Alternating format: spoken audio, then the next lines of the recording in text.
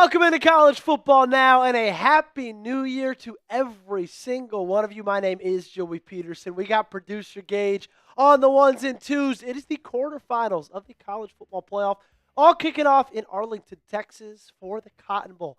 Miami, Ohio State Buckeyes right now 9.5-point favorites to win this football game. Total over under 43.5. Miami got the first round, upset. A&M was favored against the A&M fighting Texas Aggies. In College Station, Kyle Field, big win for Carson Beck and Mario Cristobal, easily the biggest win of Mario Cristobal's career in Miami. Will they back it up with another one? Or will the number 2 overall Ohio State Buckeyes take advantage of that first round bye and cruise past Miami, which is what a lot of the people are saying they're going to do? We might feel a little bit differently. Who do you got? Let me know down below in the comments section. Type UM for Miami. Type OSU if you're rocking with the Buckeyes. Get active in the comments. Let me know your name. Let me know who you're cheering for. We are so happy to have each and every one of you guys with us. Thankful you are spending your New Year's Eve hanging out with us right here on College Football Now. 2025 has been a blast.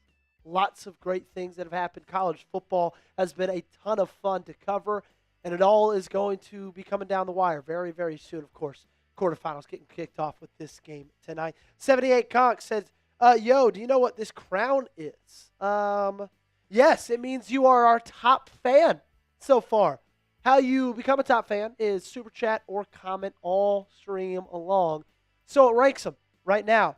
My man, you are up at the top. He said, I hope OSU. Matthew is going with Ohio State. Tom and the Buckeye go with Ohio State. We have my main man, Paul, checking in. He's rocking with Ohio State as well. So far, no Miami Hurricanes in the chat. Gage, who are you?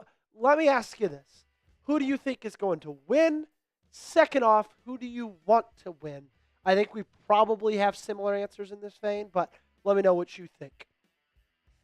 Yeah, so who I think is going to win is Ohio State. However, I'm rooting for the U, baby. I'm all about the U today. Let's go, Canes. About the U.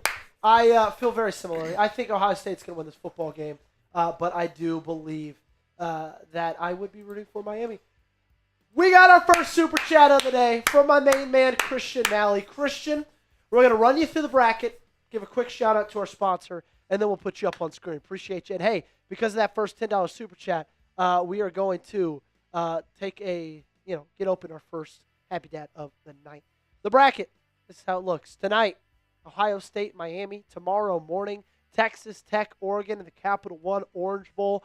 That one is going to be a lot of fun.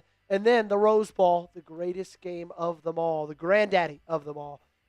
Indiana, Alabama, 4 p.m. Eastern Time, 3 p.m. Central. We're going to round things out in the Sugar Bowl between Georgia and Ole Miss, 7 p.m. Central, 8 p.m. Eastern Time. We got a lot to get into, but real quick, we do have to give a massive shout-out to the awesome sponsor of today's show, our great friends over at Prize Picks. This episode is brought to you by Prize Picks, and whether you're starting a new routine or making player picks for the first time, trying something new can be hard. But in life and on Prize Picks, it always feels good to be right. With high-pressure playoff matchups every weekend and elite hoops action, almost every night the action never stops, and Prize Picks lets you take control. Prize Picks now has early payouts. If your lineup gets off to a hot start, you may now have the option to cash out those winnings before the game even finishes. With a new social feeds feature, you can share Prize Picks with your friends and copy lineups from winners with a single click. Copy lineups you like or use them as inspiration for your own picks. You can even follow Prize Picks partners like us and tail or fade our picks with just one click. Here are my picks for tonight's game between Ohio State and Miami. I have the more on Jeremiah Smith, 27.5 yards longest reception. Julian Sayin more, 233.5 pass yards. I think Mark Fletcher is going to have a big game, both on the ground and through the air. Give me the more on 6.5 receiving yards. Download the Prize Picks app today and use code CLNS to get $50 in lineups after you play your first $5 lineup. That is code CLNS to get $50 in lineups after you play your first $5 lineup. Link to this promo is in the comments and description of today's video. Prize Picks, it's good to be right. We thank Prize Picks for sponsoring today's show. Christian Malley coming in with the $10 or I guess €10 super chat.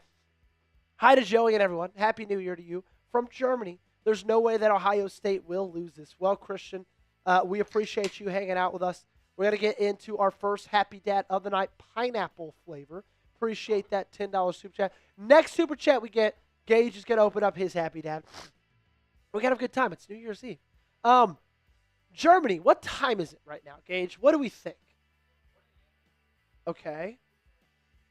It is already 2026 in Germany. It's 1:17 a.m. That's the thing that's so crazy about Christian. He hangs out with us a lot on our Packers streams. He was like emailing. I think he emailed me or Twitter DM'd me at like midnight our time this last Saturday, so 4 days ago. So it's like 7 a.m. for us. It was like 6 a.m., 7 a.m. their time. No, it was like 7 a.m. Psycho. But we love him. He has a real one. Christian, we appreciate you, my friend.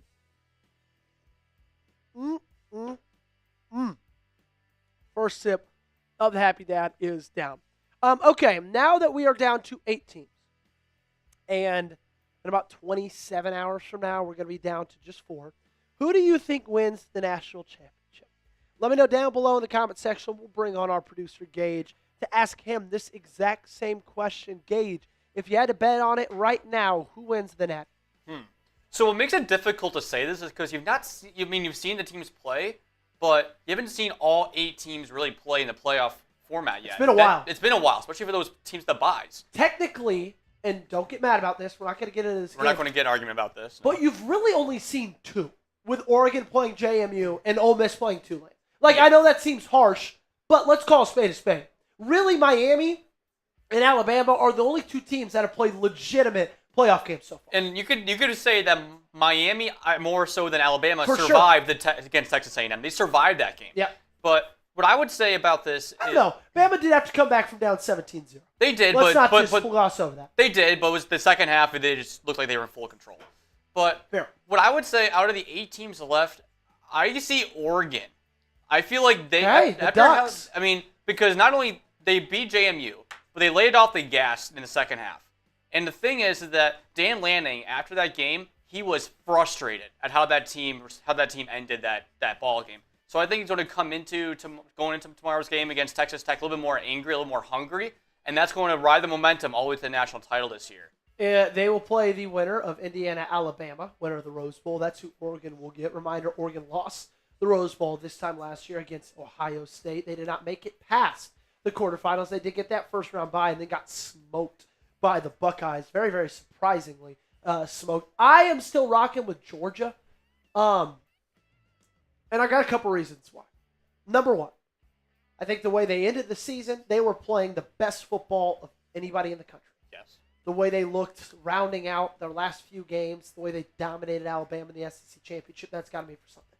I still think they have the best the best head coach in the country in Kirby Smart. And he has experience in this position. He has won national championships before. Only Ryan Day could say that, right? And he just did it last year. Mm-hmm. I also believe that the fact that they've finished with a top 3 recruiting class every single year for the past 4 or 5 years has to mean something at this point. They still have incredibly deep rosters.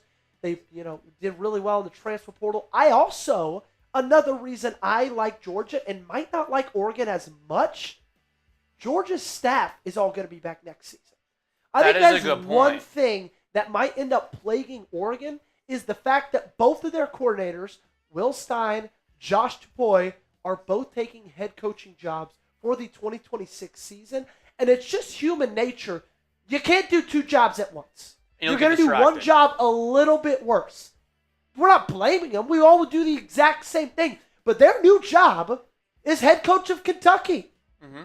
It's head coach of, where did Josh get their defensive coordinator? Oh, I can't think right now. I forget as well. Yeah. But that's their new roles, is the head coaches, the leaders of those programs. That's what they're focusing on right now. And then they focus on being a coordinator and winning a national championship at Oregon. That is the one thing I think might end up plaguing the Ducks that I think Georgia has the advantage over. So one thing I'm interested to see this year's playoff compared to last year's. Remember last year's, the top 4 ranked teams that got buys were all conference champions. This year it's not that same standpoint. So I'm interested to see if with this new format, if there are any teams that had the buys will be able to win this game. Because remember last year the teams that won the first round games all won the quarterfinal games as well. So I'm curious to see if that changes this year. You're not wrong. You are not wrong. We already did get our first Super Chat of the day, but we do have to show you our Super Chat menu. Shout out to Gage's dad down below in the comment section, Mr. Kilbourne, hanging out with us on this fine New Year's Eve. Gage, what's the parents playing tonight? They just hanging out? Yeah, they're hanging out tonight. My dad will watch the game, and then they'll probably celebrate the New Year an hour earlier than we will. But yeah, it's fair. They are in the Eastern time zone. There we go. Sounds like a lot of fun. Any Super Chat, we will do whatever your school cheer is, whether it is for the U, for the Buckeyes, whether it's for any school. Just let us know. We'll get it done for you. $5 is what we like to call our shot count. That puts one tally up on the shot counter for whichever school decided to send in that Super Chat. Here are our shots for the night. Our Miami ones in orange. The Ohio State ones in scarlet red. We've got our shot glasses. So send in a $5. It's just like, I don't know if you guys are college baseball fans, like the bar in Omaha, Nebraska that does the Jell-O shot challenge. That's basically what we're doing. Send in a $5. We'll do a shot for your school. $10, 3 on the shot counter. We won't do 3 shots, though, because we want to be standing at the end of today. $150 in tailgate. We will do a boot race. Let's do this. Because Christian Malley was our first Super Chat of the day, he sent in a 10. Let's just go ahead and split those down the middle. 1 for each. 1 for Miami, 1 for Ohio State. Right now they are tied, and we're going to see who wins it at the end of the day. We're also going to see which school is going to win our Super Chat battle by the end of the stream. By the time the clock hits zeros, that's going to be done. Christian sent in the 10, but we won't count that because unless he wants it to count for a singular team. Christian, let us know. Who are you rooting for? You want to go to Miami or Ohio State for that $10 Super Chat? Let us know down below in the comment section. And we appreciate you guys for watching, Super Chat, and do all the things you guys do. Mike Nintendo Master, good win for the Illini. It was a fun one. Christian said it's for both. So 5 of 5. Lord Buddy Bear says, what happened to your Vols? They lost to Illinois. Yeah, Buddy Bear, it was a bummer game to watch. Look, I'm just flushing the season. On to 2026, both in the year standpoint and the football season standpoint. I know you can get what I'm saying when we talk about football seasons. Football teams want to leave this season in the rearview mirror, okay? I know you don't have any room to talk there, Lord Buddy Bear, okay? Yeah, it was an ugly end of the season yesterday. We'll call a spade a spade. We will do that. But LBB, Lord Buddy Bear, thanks so much for hanging out with us. Appreciate you guys right now. Super Chat battle tied 5 of 5 between Miami and Ohio State. Do you love college football? Make sure to hit that thumbs up button if you do. Where are we sitting at likes-wise, Gage? 21 likes, 62 people. Not bad. I would like 10 more, though. I would like 20 more. I think we can get the Gage would like 20 more. I would like to. Let's get 35. Yeah, okay, not 35 more. Let's get up to 35. We need 14 more likes on today's show. So hit that thumbs up button. It's free to do so. We appreciate it. So make sure that you guys support us as we support you. Mike says, Joey, I was told I have to talk trash. We don't plan to. We're always on the other side. So don't worry. Hey, you can talk all the trash you want. Your team won. My team didn't.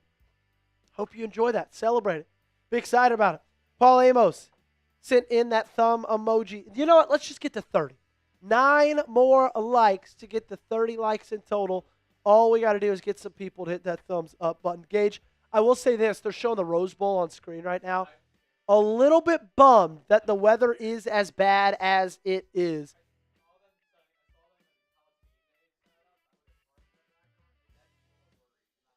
Yeah, it's pouring in Pasadena. That is one of those games where we like no rain at all. We like the beautiful sunset, and that's what that game's all about. I will say this. Checking in the weather forecast for tomorrow, it's supposed to be partly sunny. That game's at 3 o'clock, like Partly 4 Eastern, right? Say it again? That game's at 4 Eastern, correct? 4 Eastern, 3 Central. So, and it's at 1 Western, 1 Pacific Standard Time. So around that time, it'll be nice. So it's going to be partly cloudy, 70 degrees, 0% chance of rain. I'm not mad about that. Both my college and NFL teams have big wins in their first game, awful after that. Who's your college team, Lord Buddy Bear? Let me know down below. I guess Mike Nintendo Master just asked the question, but I'm curious as well. Gage, do you know Lord Buddy Bear's college team? I don't know, but seeing that he's a Vegas Raiders fan, He is a Raiders I would think UNLV or somewhere in the West Coast. Okay, let's think about this. Florida State. You just said it. Oh, dang it. I was going to have us guess. Yeah. I was going to say big win early on, faded towards the end. Yeah, Florida State definitely fits that category, Lord Buddy Bear. Okay, let's talk about the game. Let's talk about the matchup. Ohio State, Miami in the Cotton Bowl. Here are the 5 players to watch from the Ohio State side. If you're looking at the Scarlet and Gray, look at these guys. Jeremiah Smith, wide receiver, number 4. Could be one of the most dominant players in the sport. The best wide receiver in the country. This kid is unbelievable. Okay? And I don't like Ohio State. And I think this kid is unbelievable. Last year, true freshman, if he would have gone to the NFL draft, he would have been a top 5 pick. He's a sophomore. If he would go to the NFL draft right now, he'd be a top 5 pick. When he goes to the NFL draft next year, he is going to be a top 5 pick.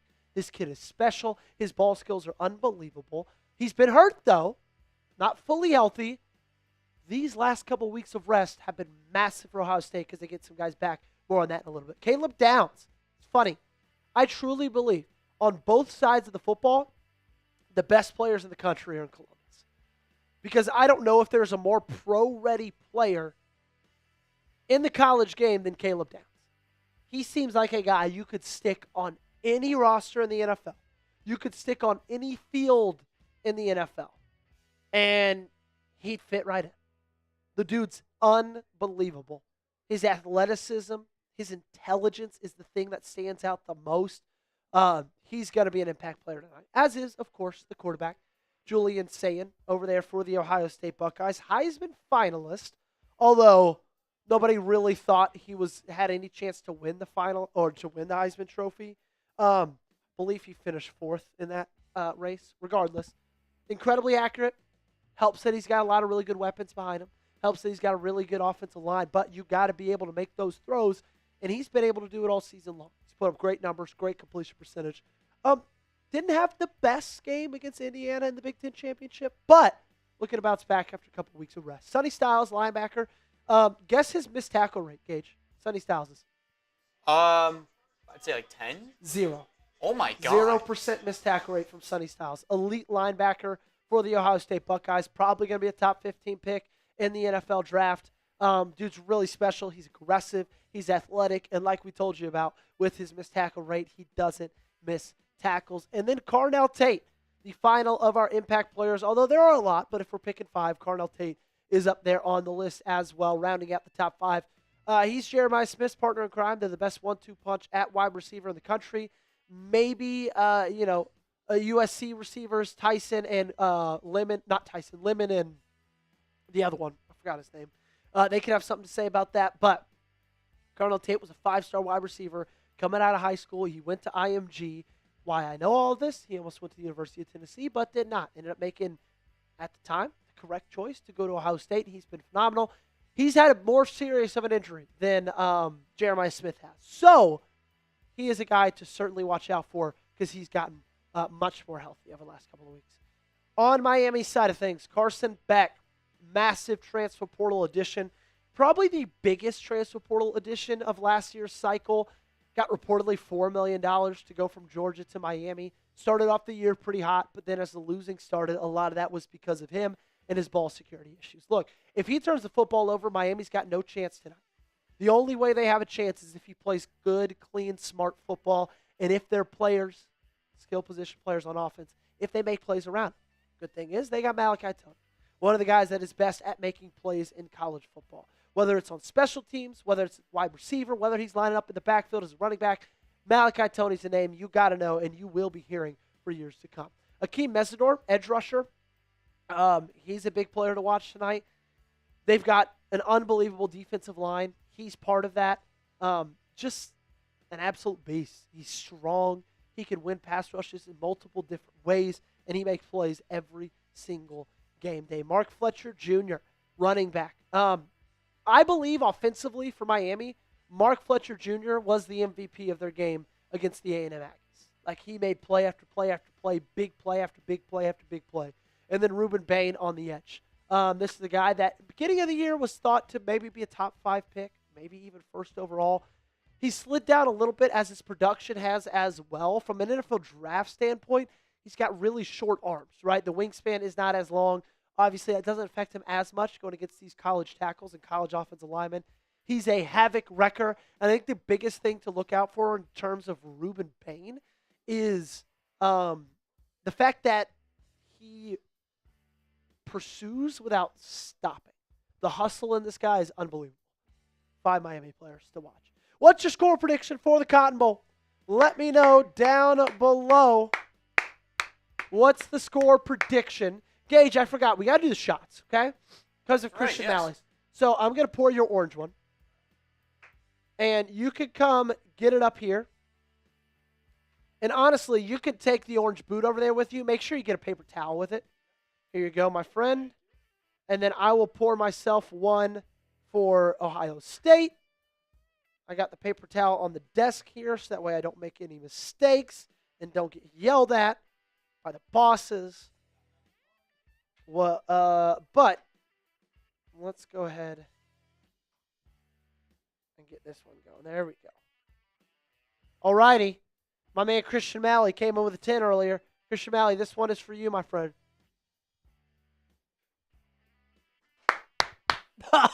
There we go, Buckeyes.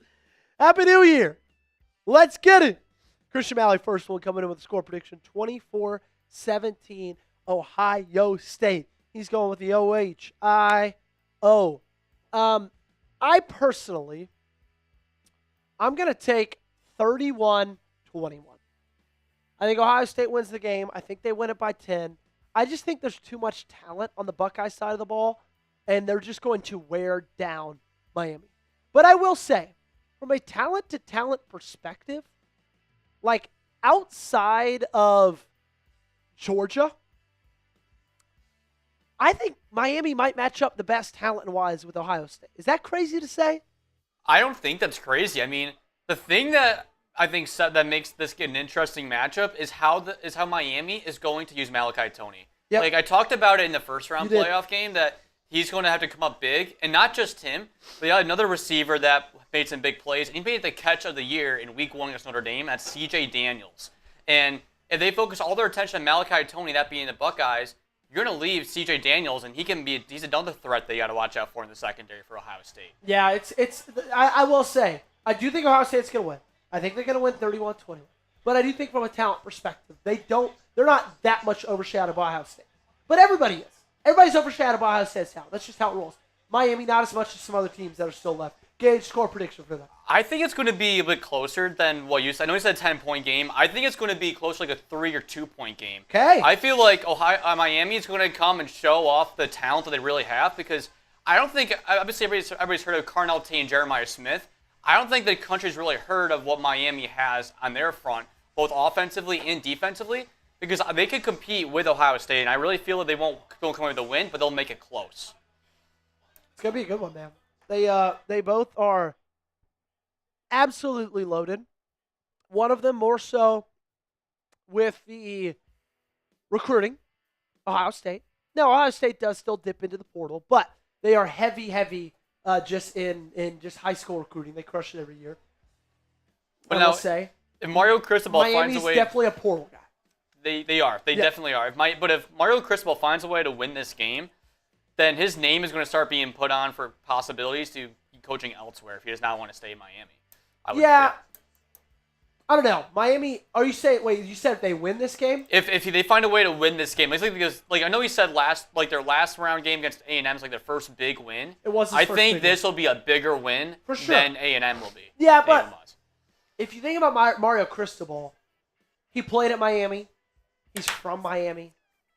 I don't think he's going anywhere, man. I think he's exactly where he'll be at the end of his career, unless they don't want him to be there anymore. Yeah, I don't know if there's a place he'd rather be in Miami. Okay, let's go our picks for the quarterfinals. You got it.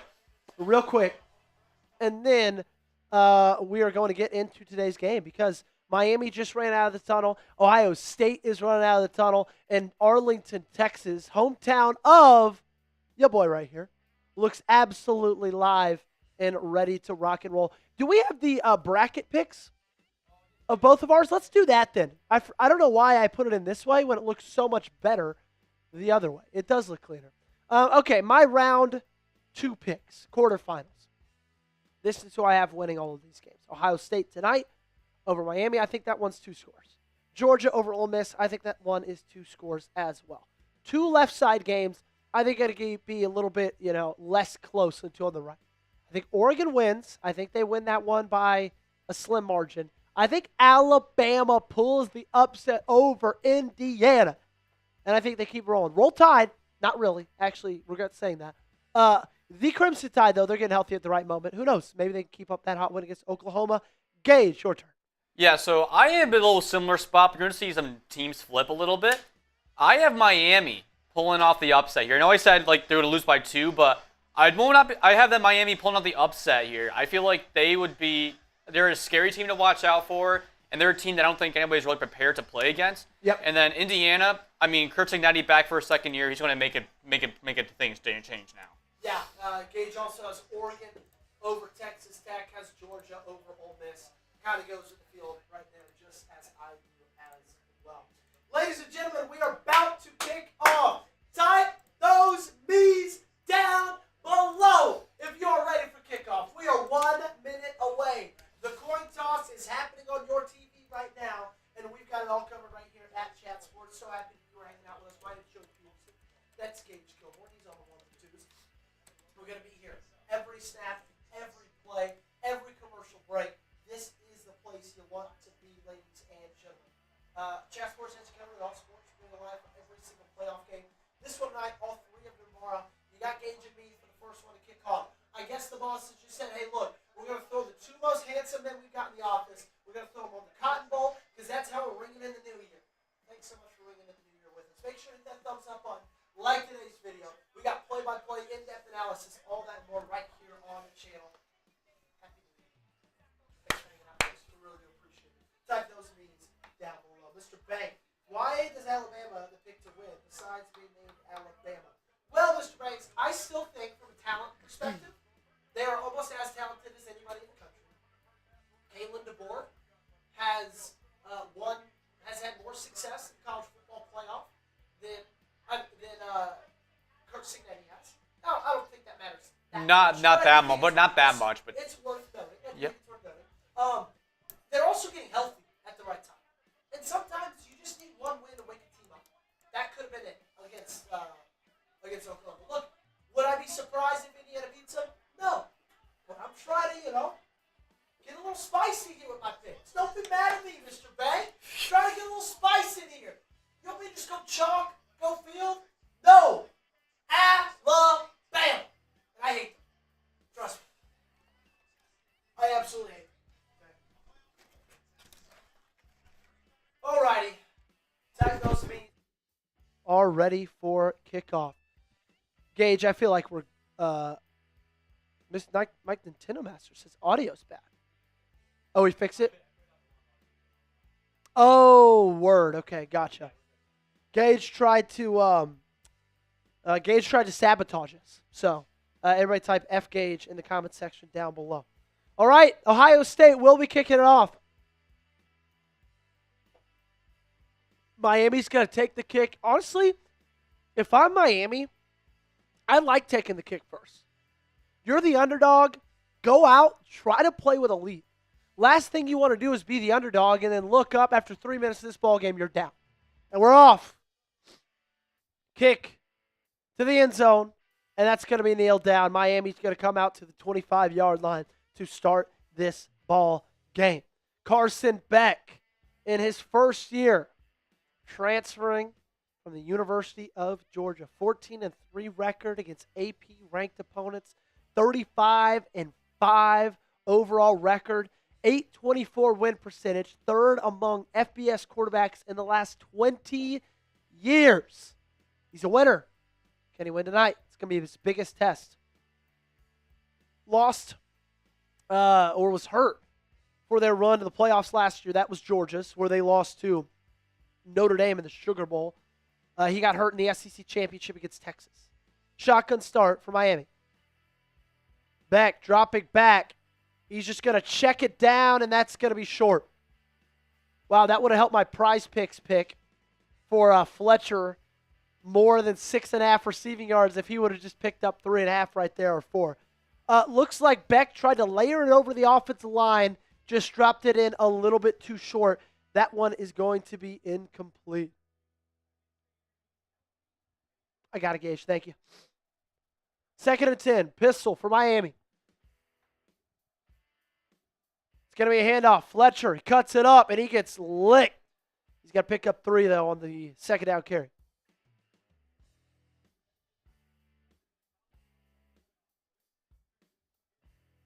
Third down and 7 for the Miami Hurricanes. What can Carson Beck do here? Shotgun, trips left, bunch, 27-yard line. Buckeyes bring 3. Beck steps up in the pocket, delivers, and it's incomplete. Could not connect with Keelan, and that's going to be a 3-and-out. Bad start for the Miami Hurricanes. Beck looked like he had him, stepped up in the pocket, tried to deliver the strike. Great awareness, but it looks like he threw the ball. Oh, it hit him in the hands. In my opinion, not a perfect pass, but that is a ball by Keelan Marion that needs to be caught. There's no ifs, ands, or buts about it. Miami out to punt it away. 3 yards on the first drive of the game for him. Rolling out to the right. This thing's booted. And he's brought down at the 29-yard line. So just like that, 53 seconds later, Ohio State already makes their way onto the field. If you are going to kick off first, it's very, very helpful to get a 3-and-out and get the ball back 53 seconds later. I don't think we're going to commercial, Gage. Julian Sayin, 78.4% completion percentage this year. The record 77.4 by Bo Nix and the Oregon Ducks in 2023. 1st and 10 for Ohio State.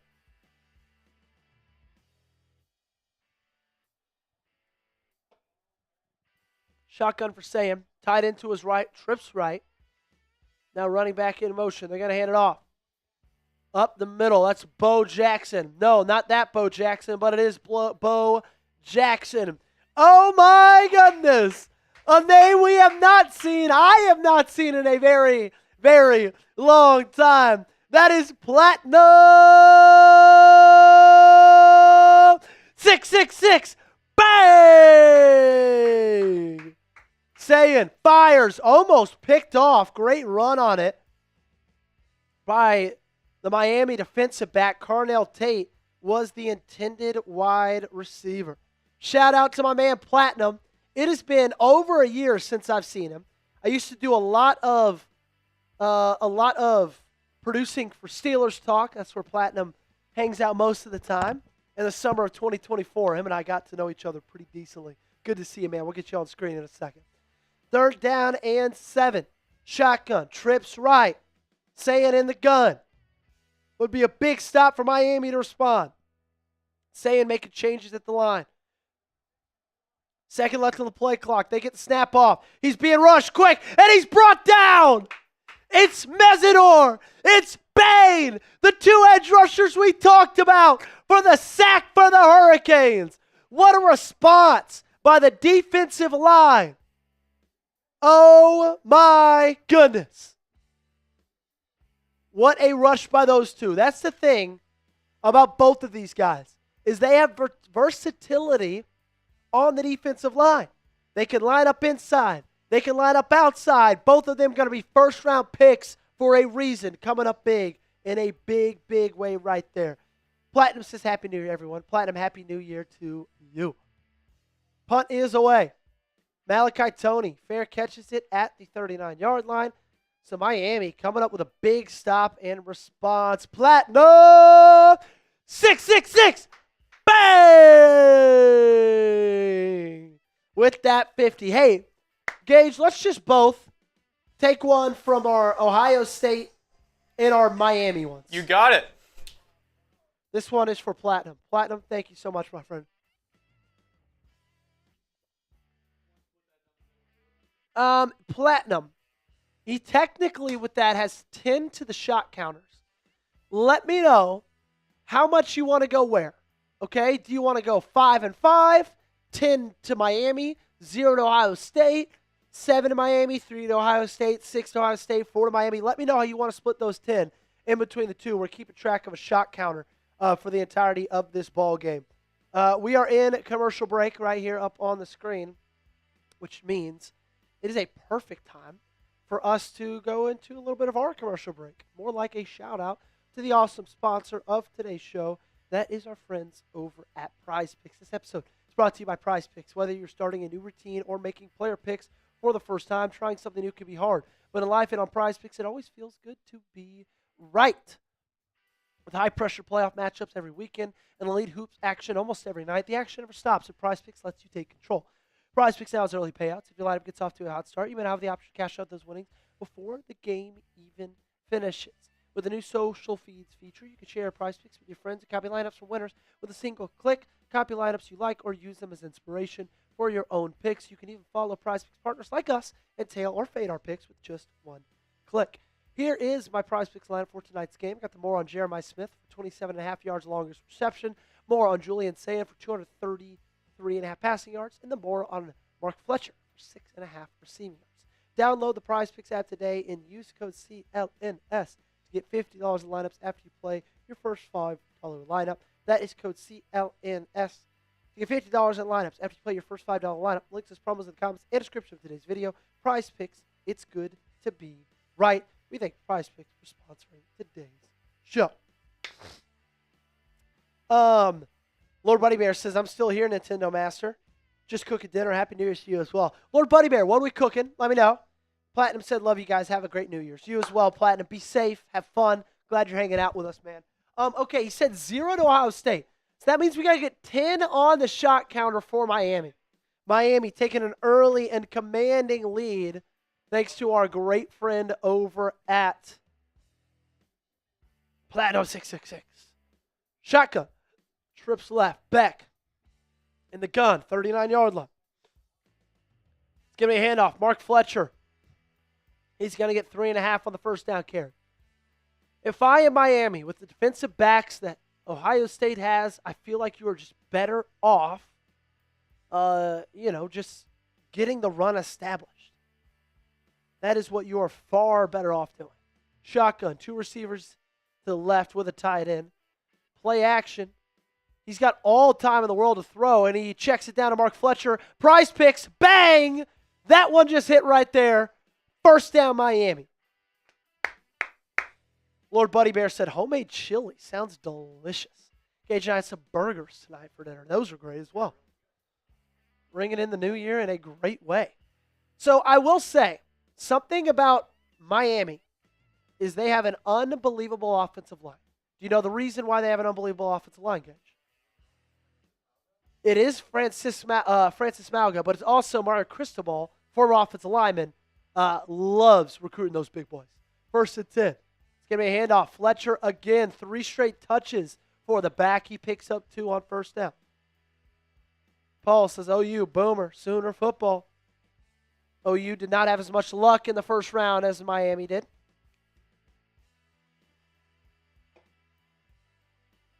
Matt Patricia, first year with Ohio State after Jim Knowles left for Penn State, having an unbelievable year.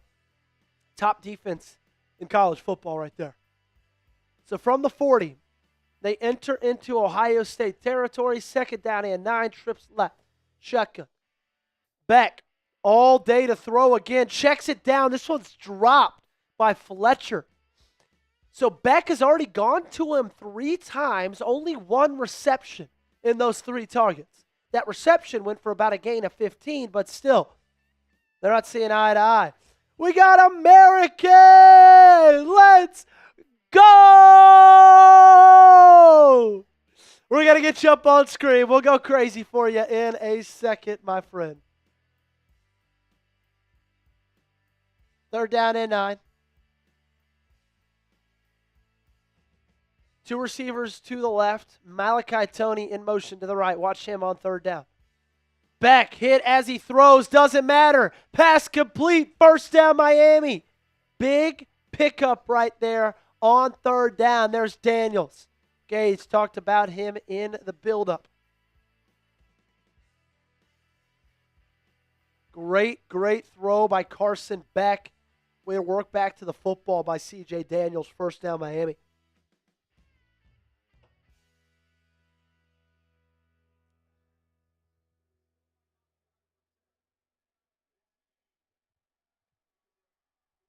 The tent is going up. Looks like it's going up for Lorenzo Styles, defensive back for Ohio State. It's going to be Malachi Toney and the Wildcat. They call that the Toney Cat. He's going to pick up 4. Do we have that super chat up yet, Gage? Let's get that up. This one rolling in from American Eagle. Bang! Bang! Happy New Year's. Let's freaking go. And I had spaghetti for New Year's. And I hope you drive safe because it's double the fun. No driving for me tonight. Ubering for me. Same for Gage or Hartley. Gage has a DD. So, appreciate you, American Eagle. Thanks for that 100, man. Getting the party off right. Beck steps up in the pocket, scrambles, gets down to the 20-yard line. It's going to bring up third down and 3. Aaron Fitzgerald says, Happy New Year's, Chat Sports family. Happy New Year's to you. David Blanco checking in saying, Go Buckeyes. American Eagle coming in with 100. Wow. Tennessee B says, So you're a Hurricane fan? No, I am not. I'm actually a Tennessee Volunteer fan. Tennessee alum. Graduated in 2023, but we're calling this game for Chat Sports. We go live on our main channel for every single game in the playoffs. Make sure to like the video, subscribe as well. I formation for the Hurricanes. First time lining up outside of shotgun. Handoff. Fletcher up the middle. He's short. Down to the 20. Excuse me. Oh my gosh, they're saying football came out. Ohio State ball. What a turn right there for the Buckeyes. Miami looked like they had a guaranteed 3 points after a long sustained drive, picking up multiple third downs. Fletcher coughs it up on an inside zone. Wow. That is wild. Fletcher. Ball just gets punched out. Oh my goodness. Did not see that coming from Miami. Big stop right there by Ohio State. Sometimes it's just going to come down to who can make the most plays at the biggest moments of the ball game. Kind of a brutal drive and brutal, ending right there to a Miami drive that was looking very, very promising. Hey, we're at 425,000 subscribers. The goal right now in this commercial break is to get to 425,700 subscribers. If we do so, I've got about this much left in my Happy Dad, okay? This much. I will charge the rest of it. If we can get in this commercial break to 425,700 subs, that means 56 more people have to hit that subscribe button. It is free, and this thing's going up and up and up and up. Keep on doing it. Tennessee B says, count one more. Tennessee B, which college football team are you a fan of, my friend? Do you still sing Rocky Top? If so, can you explain all of us what the song is about? Yes, it's the best fight song in all of college football. What is? If you say Penn State's. I'm going to say Quinnipiac. Okay. Bobcat Roar. That is where you turn your mic off and you never speak again. So, honestly, it's just a whole bunch of nothing. But it's a great nothing. It's about being, on the rock at the mountain, Smoky Mountains. Ain't no smog or smoke on Rocky Top. It's a great song. It's the best part about college football game days in Knoxville. Bang! Tennessee B said VFL. No matter. Okay, Tennessee B. Do me a favor then. I'm going to put this in the chat. It's our Chat Sports Tennessee channel. I host it. Daily videos. Click on that link and subscribe. my guy, subscribe to the show. Last time these two teams matched up was the BCS National Championship in 2002. You know what I miss most, Gage, about games from that time period? What is it? It's a niche thing. I want to see if you can guess it. To be honest with you, this vintage, I was barely understanding the rules of football, so I don't know if I really get it. I miss the flashes in the crowd. Oh, from that like and flash, the Super Bowl as well. Yes, from like flash photos. Yeah. I thought it had so much aura to it. I can't agree more. I think the big one for me for the Super Bowl was the Colts Bears Super Bowl. There's one picture. Devin Hester. Devin Hester, yes. You know where I'm going. Yep. Okay, Larry. How about you, GTFO, my friend? You're going to tell us what to do here. 1st and 10 for the Buckeyes. Shotgun. Tight end in motion. 8:51 left in this first quarter. Play action. Sayin fires. He hits Jeremiah Smith. He gets the first down. First game with Smith and Carnell Tate both fully healthy. First time for a while for the Buckeyes.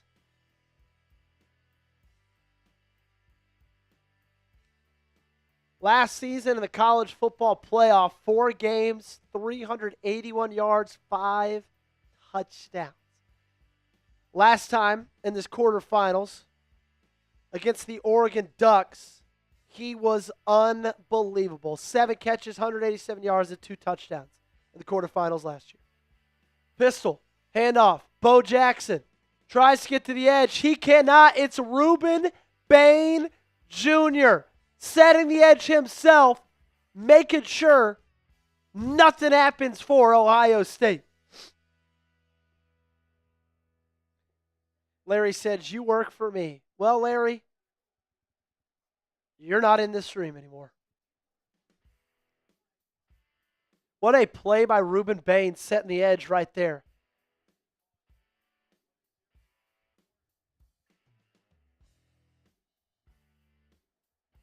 Pistol for Ohio State. 2nd down and 12 from the 29. Handoff. Jackson again.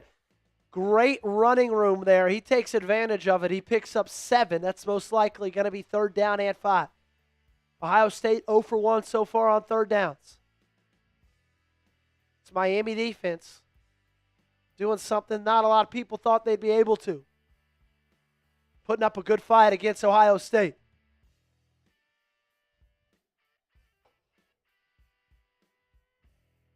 It's going to be a shotgun look from Ohio State.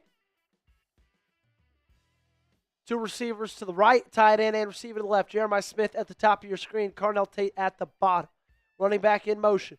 Sayin looking. He's going. Carnell Tate incomplete. Out of bounds. Well covered. Could have been a little bit of contact, but I think that was uncatchable. Carnell Tate was the intended wide receiver.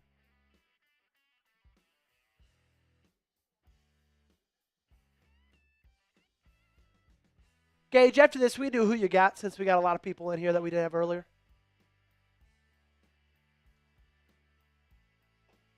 Actually, after this, we'll do this, Gage. 4th down and 4. Ohio State out to punt. 1 first down for the Buckeyes in their first 2 possessions. Probably was not on a lot of people's bingo cards. Punt is away. Toney back to receive it. He's got a fair catch it at the 17-yard line. Not as good field position as Miami started with last time. Alas, they're going to look to capitalize on that long drive that unfortunately ended in no points for them. Do you love college football? If you do, hit that thumbs up button like today's video. Let's do this. We're at 116 likes. We need to at least get to 300. I don't think that's crazy. We got 2,000 people in here. All we need is about 190, 180 more people to hit that thumbs up button. It is free. It's the best reason to do it. It's the only reason to do it, really. Helps us out a ton. Gets more college football fans hanging out with us in our chat on New Year's Eve. And you support us. We really would appreciate you guys supporting us in all the free ways that you can. So hit that thumbs up button. Like today's video. Let's get to 300 likes as quickly as possible. RBZ says, Joey, bear down. Big future matchup coming up between the Packers and the Bears. Probably about a week and a half away from that one going down in the wild card round of the playoffs. 163 likes. We need 137 more. 137 more likes to get to 300, ladies and gentlemen. Gage, anything that stands out to you in the first half of this first quarter? I'm really impressed with the fact that Miami's been able to drive the ball.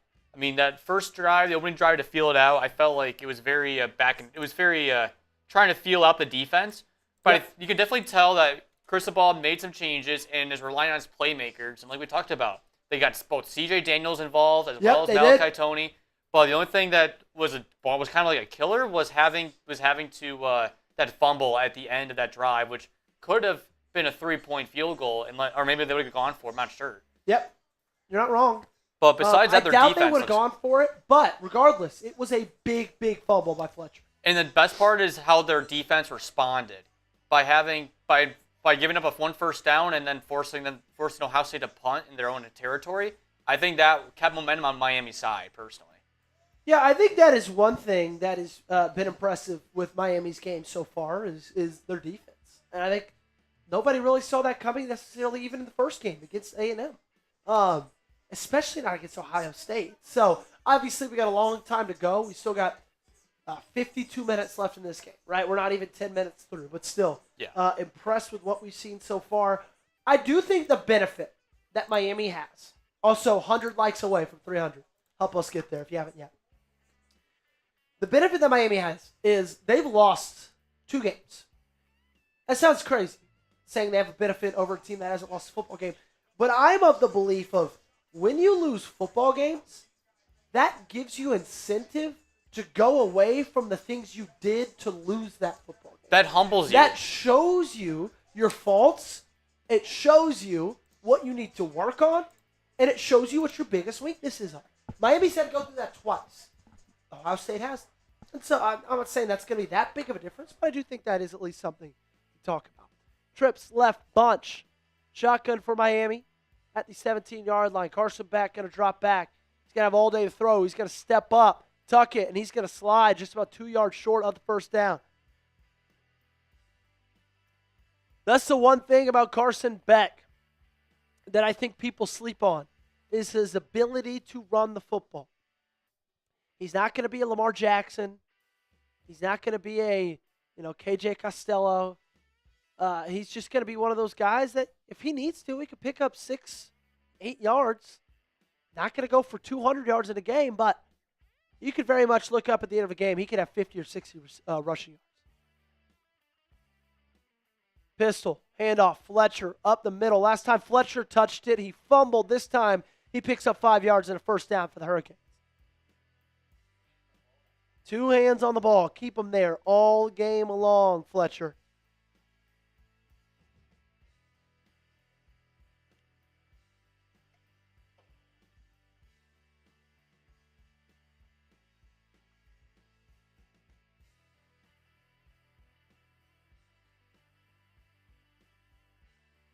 Is American Eagle still hanging out with us? Let me know. Carson Beck sees something. They're going to audible the play at the line. 30 rush yards for Miami. -1 for Ohio State. Pistol. Handoff again. Fletcher. Breaking tackles. Now bouncing it up outside. First down, Miami.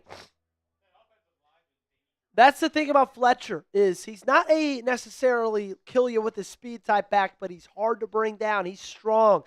He doesn't stop those feet from moving. We talked about how important it was for Miami to establish the run. That's the reason why. And I really like what I'm seeing there for Mario Cristobal in this offense is Mark Fletcher made a massive mistake on their second drive of the game, fumbling it on the 20.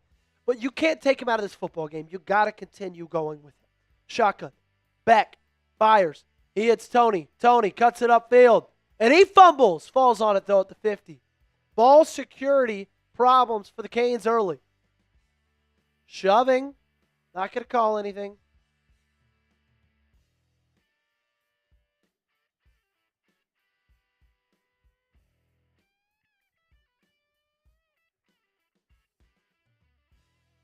Miami is really off to a hot start offensively. Caleb Downs was the one who made that tackle. Nobody tackles in the open field better than he does. Also was the one that jarred that ball loose. Interesting to see where he's going to go, be it that he plays a position of safety that isn't necessarily super highly desired in the NFL draft, but he is a player that is. Fletcher on the handoff, picks up 3, breaks a tackle from Caleb Downs. That's going to bring up another 3rd down and short. Last time they were at 3rd down and short, I formation, handoff Fletcher, he fumbled. What do they do here? I've got a good feeling they're going to operate out of the shotgun. If I was Miami, or if I was Ohio State, I'd expect some type of an RPO right here. You got the option to give it to Fletcher, but then I'd put Toney on some kind of a bubble or something like that. Receiver stacks each side. Twins. Shotgun. Miami. 3rd and 2. Beck fires quick. And he hits Daniels. 1st down. Ohio State looks like they had their defensive lineman dropping back into coverage right there. Caden Curry. They only rushed 3. Curry couldn't get out there in time. Now, Mike said, Joey, you live in New York? No, we live in Dallas, Texas, my friend. Very impressed with what I'm seeing from Miami on both sides of the football tonight, truly. Shotgun. Quick. Screen pass. Toney. And he's got to pick up 5. Feels like every time you give the ball to Malachi Toney, he's good for at least 4. Nobody has as quite of an acceleration in the country as he does. Special player.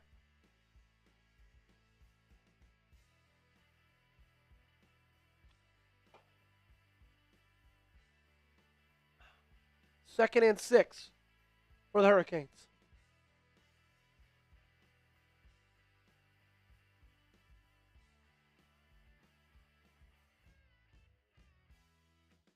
Receiver in motion, trips right, bunch. They bring a blitz, linebacker. Beck gets it out quickly. 1st down, Miami. That's the thing about Carson Beck. He's played a lot of college football. He's been a starting quarterback. This will be his 3rd straight season in a starting quarterback role. He sees those blitzes. He knows automatically, get it out as quick as you can. Almost another fumble by Miami. Keep note of that. Ohio State doing a good job of being active, trying to punch the football out. A minute left in this quarter. They have just absolutely crushed the clock in time of possession. 10 minutes compared to Ohio State's 3:33. Pistol, handoff. It's a backup running back, but he picks up 7 for the Hurricanes. That was Gerard Pringle Jr. on that carry. Hey, Platinum, if you're still here, Sperry says that he misses you.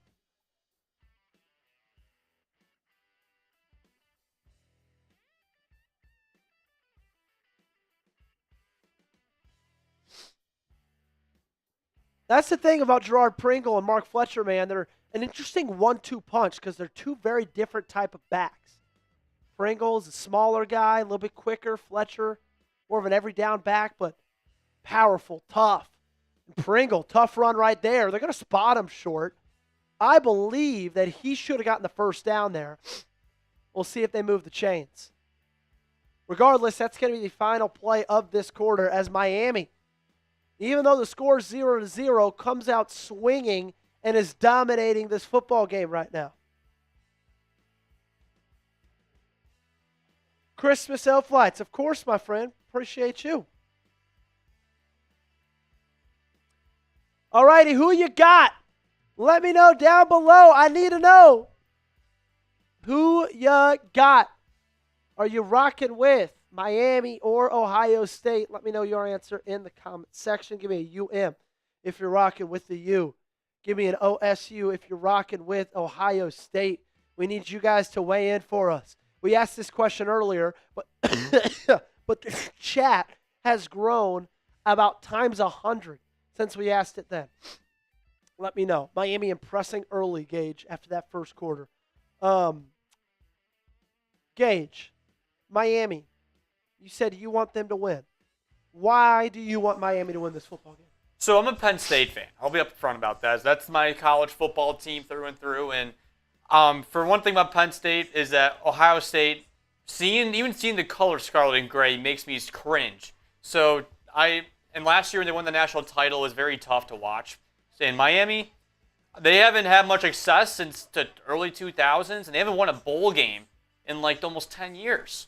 Yeah. And they're due. I want them to win, and I told you they're going to be surprising a few people. And so far, the first quarter, they're showing it. I mean, they're moving the ball, and their defense is doing what they need to do. I agree. They're looking really, really good. Very, very impressive. Like, if I could right now, I would change my score prediction from earlier. Maybe not to them winning, but to a closer football. A closer score than what originally Mela predicted. said 500 on Miami. There we go. I want Miami to win as well. When I was a kid, my favorite 30 for 30 was Miami's. The part one or the part U. two? Both of them was great. Probably part one, though. It's all about the U. I loved the Miami 30 for 30 growing up. So I've always had a little bit of an affinity for the U. We got a lot of Miami fans in here. NE, HGT's rocking for Indiana. Kathy's rocking for Ohio State. Kane Angel rocking with the U. We've got the U from P. Bransom. Dawood is rocking with the U. Jeff, Miami. Mr. Bank, Miami. Kane, P. Bransom, Melas. A lot of Miami fans checking in. Kane says, I'm a Miami Hurricanes fan. Miami fan from Australia says, wow. What time is it there, man? It's got to be like 7 a.m. It's got to be almost 6, 7, almost. It's like another day ahead of us, right? Let's see. It's 12:14 p.m. It's afternoon. That is wild. Happy New Year. Happy 2026 to you, Lou.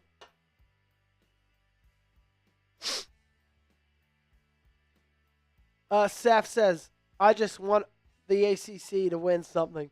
The Smooth Operator says Miami. George says OSU overrated. Go Tide.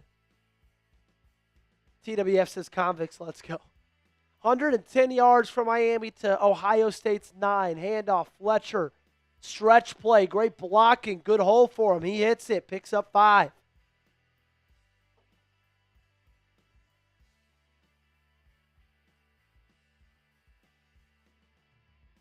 Very balanced approach from Miami early. And again, something you'll notice, that offensive line is special. Every time Carson Beck drops back, feels like he's got a lot of time to throw the football. Every time they hand the football off, feels like there is a hole to run through. I know it's not sexy, but these games are won and lost on the offensive line, in the trenches. Right now, Miami's winning that ball game. They're in the red zone. Beck fires. He hits Daniels. Try to make guys miss. He can't, and he's going to step out of bounds short of the first down.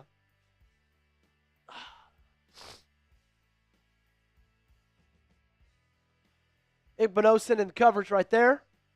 3rd down and 2 for Miami. Last time, they had a 3rd and short on this side of the football field. They fumbled it away. When you get inside the red zone, you got to capitalize and get points. No ifs, ands, or buts about it. Clock still rolling. Shotgun for Miami. 7 offensive linemen out there. Jumbo package. They're going to try to run it down their throats. Wow! Carson Beck fires. Mark Fletcher, touchdown, Miami. They find the end zone first. They're going to go up 7-0. What a play call right there from the Hurricanes.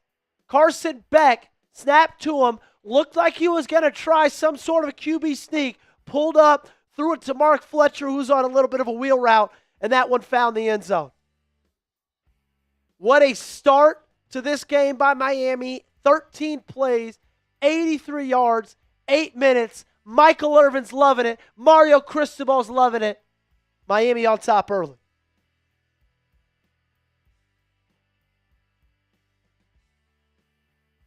Oh, point after. It's good. Barely. Barely good on that one.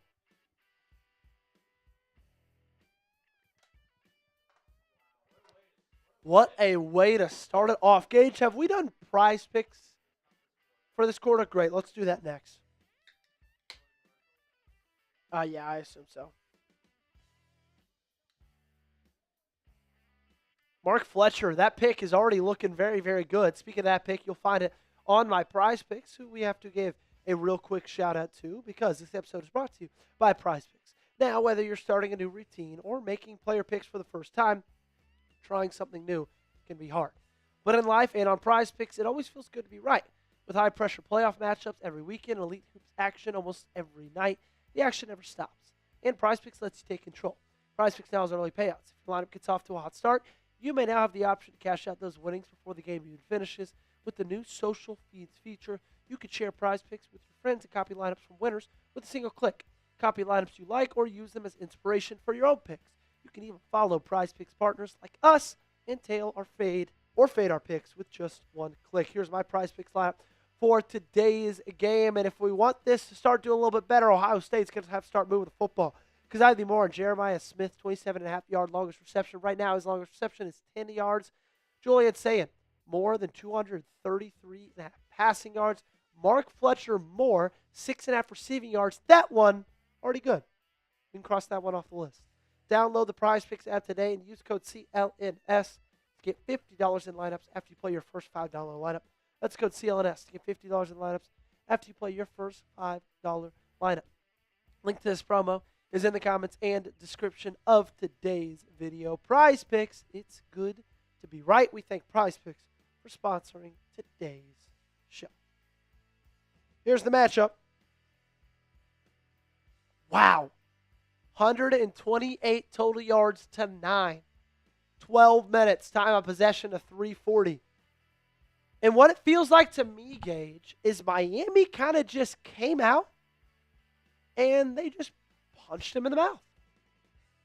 It really feels like that. I mean, their opening drive where they started, it was 3 and out. But after that, they have had no problem moving the ball against this steady Ohio State defense, which some people are saying is probably the best defense in the country. Yeah, 100%. I think it was rated as the best defense in the country. Let me make sure of that. Do you contribute FBS defensive stats. Now, would you contribute this more to the fact that Miami's offensive line's been holding up and giving more time for Beck to throw? Or where would you get this off to? Listen to this real quick. Sorry. No, you're good. Ohio State, number 1 ranked defense in college football. They have been giving up 213 yards per game on average. Miami already over half of that, basically 3 quarters to play. They've only given up 10 opposing touchdowns this year. Miami, already 10% of that in 17 minutes. I got to give a lot of credit to the offensive line because every time they run the football, there's a hole. Every time Carson Beck needs to step back and throw it, he's got time. But, man, these guys are just making plays. Now it's time for Ohio State and their players to step up and make plays as well offensively because we know they've got some of the best offensive players in the country. Gage, if we could update the score.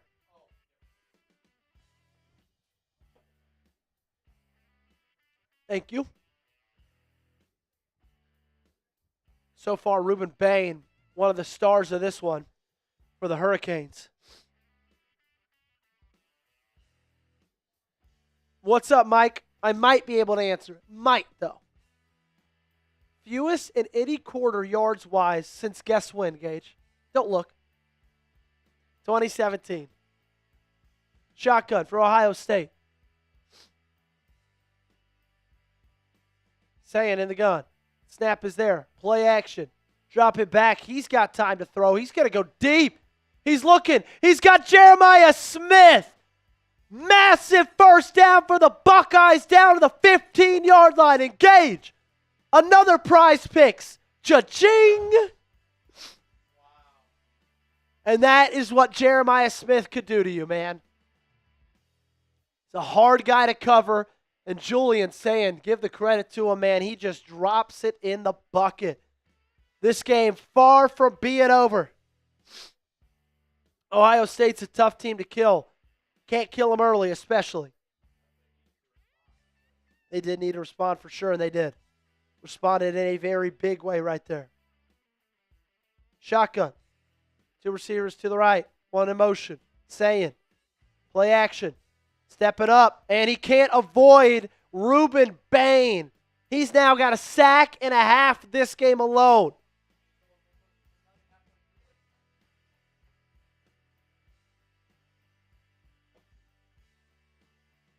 Bain lining up on the edge. Going to work inside on the guard. Just swim move. And he finds Sayin.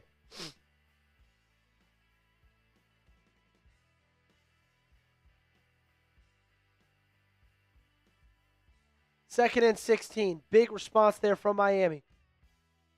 Fires. Oh my gosh, it's picked off. Screen. Miami. 40, 30, 20, 10. Pick six. The Hurricanes go up 2 scores. Miami. Oh my goodness. And AT&T Stadium's going nuts. Julian Sayin never saw him. He broke on the screen. That's what I like to call watching film. He saw it from a mile away. And nobody touched him. For 80 straight yards. Wow.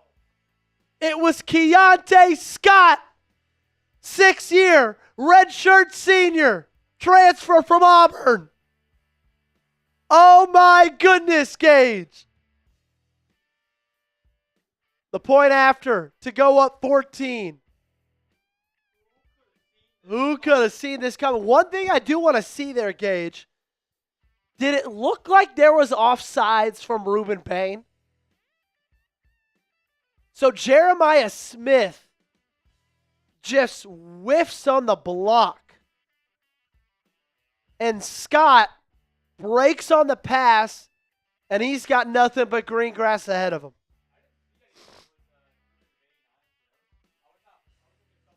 Let's do this, because we're about to go to commercial there. So let's go back and watch that again. Go look at the film real quick. To me, okay, watch this. Okay. Look at him. He's on the top of the screen. So if you are on Ohio, if you're Julian Sayin, he's to your left. To my okay. Okay, watch him. You see him there. Look at this.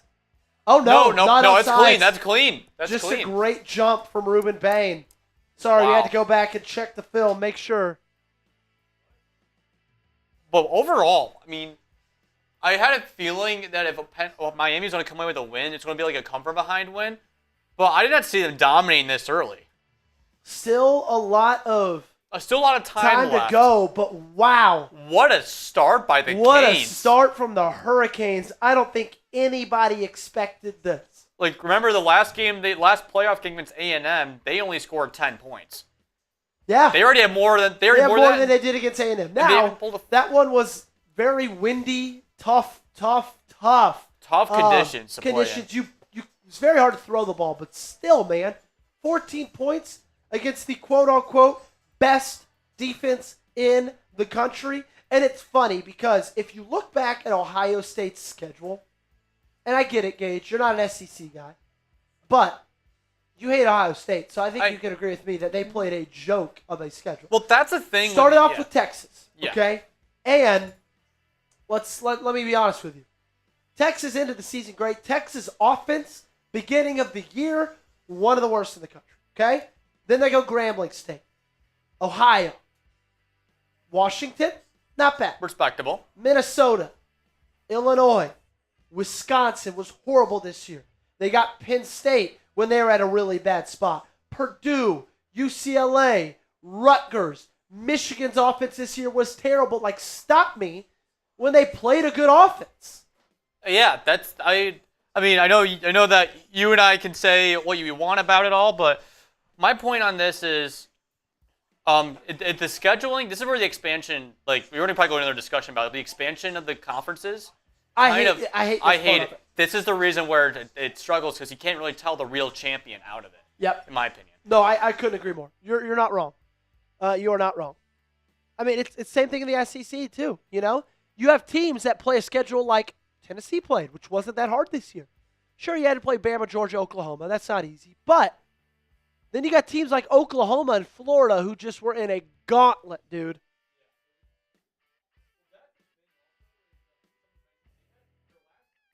Or you have a team like Vanderbilt. Vanderbilt had the easiest schedule of all time. They had to play Alabama. That was pretty much it. Wow, and that one is on. You know who that play is on? You know who that's on?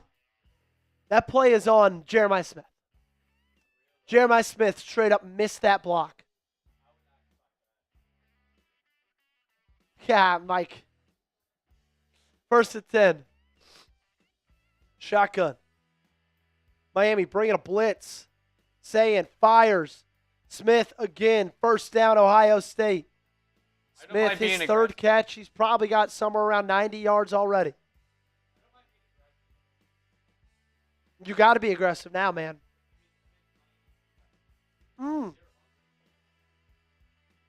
I like it as well. I agree with you. If you're Miami, man, you're up big. Don't play not to lose. You're up big because you took risks, because you played aggressive. Keep playing that way, dude. 82 yards, 3 catches so far for Jeremiah Smith. Hand off. CJ, first down. Ohio State, easy pickup of 12. Transfer from West Virginia, CJ Donaldson, 6'2", 232-pound senior. Bots galore, Gage.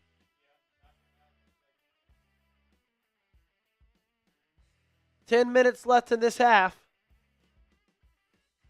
They're at the 50. Ohio State's crossed the 50 once. That drive ended in 7 points for Miami. Looks like they're bringing another safety blitz. Jacoby Thomas trying to affect that football. Jeremiah Smith, fade route out of bounds. Could have been a little bit of contact there. They are letting them play that out. Both times in coverage, it was Frederique.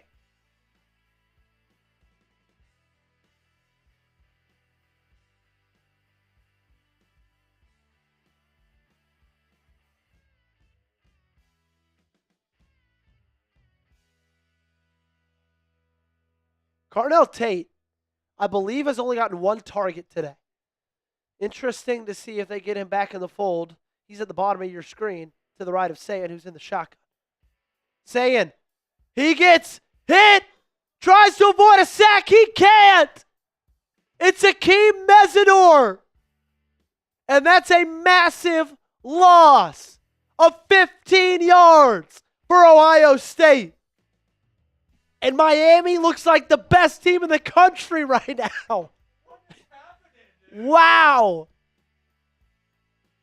So it was the safety that missed, then the defensive end, and then Mesidor cleaned him up.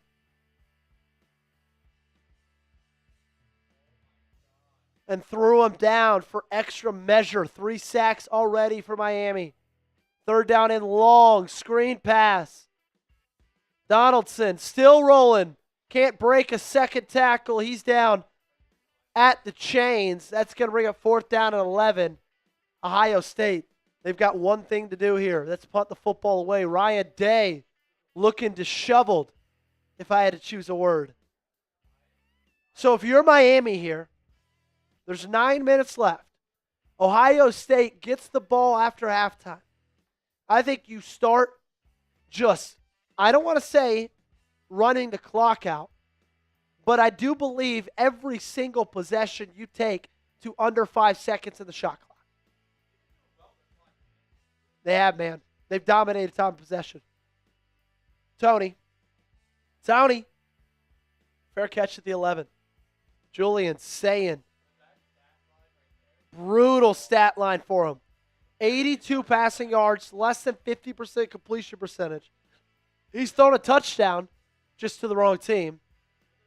Negative 29 rushing yards. Now, I will say this. College football does do the stupid thing where they count sacks as negative rush yards for quarterbacks, which I kind of think is dumb because, like, it wasn't a rushing attempt for them. But whatever. Gage. It's 14-0. What are your thoughts on Ohio State right now? Like, on their percentages, their chances to win this game? Because it might be crazy. I still feel like they're very well in this ball game. I agree. And the reason being is because we saw this happen a week ago with Alabama and Oklahoma. Alabama was down 17-0, and they overcame that in Norman and won that football game. So anything is still for grabs. Although it looks like Miami is dominating this game, I still see it that Ohio State, they just need one big play to go their way, and they're back in this ball game. Like how they answered after they gave up that first touchdown to Miami, the long pass to Jeremiah Smith. I was like, all right, we're back to seeing the old Ohio State team we're used to watching. Then that pick six happened. That lost all the momentum. They need to find some big play, I think, to get that momentum back in their favor. That's how I view it. Yeah, I think, and now if Miami scores here, if this becomes 21-0, then I would start to maybe believe Miami's just going to dominate this one or going to win it straight up. But, I mean, I know it sounds crazy to say. Just Ohio State, I'm not giving up on them yet. I can't, man. They're too talented. I mean, they battled. I mean, I know you can say they have not battled that much adversity this season. They haven't. But their last game they played was the Big Ten championship game against Indiana. A lot of adversity there. And the big one, I think, is that missed field goal that would have tied the game, forced overtime, but Jake Fielding missed like a chip shot to get in. I feel like that's going to play a chip on their shoulder, and as this game goes on and Miami keeps holding that lead, we're going to start to see some more aggressive play calls being made by Ryan Day. I will say this. If you are a Miami fan and you are looking for a reason to continue to believe that this game is going to go the way it was, I'll give you this. You're dominating the line of scrimmage.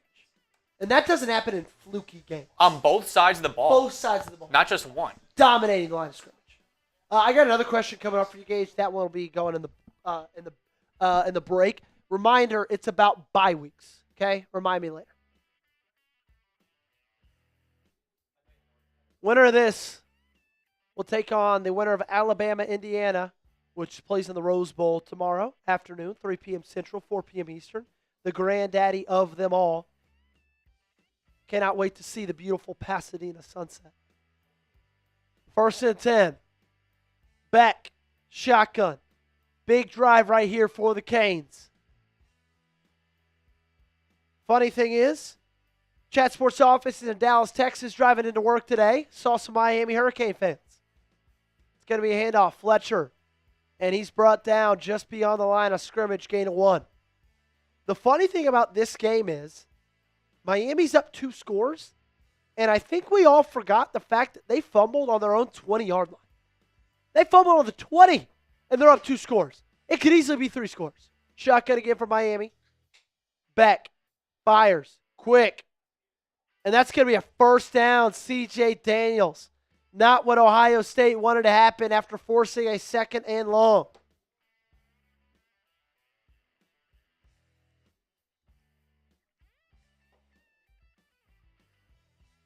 That's the thing about Beck, man. He might, turn the football over every now and then, but he knows where to go with the football. He knows, man. He's played too much college football. Single back, 22-yard line. Beck under center, tight end in motion. Hand off, Fletcher up the middle. He's going to pick up 3. Fletcher's one of those guys who it seems like he's just going to paper cut you. Paper cut, and then he's going to break one off big. Just ask the A&M Aggies.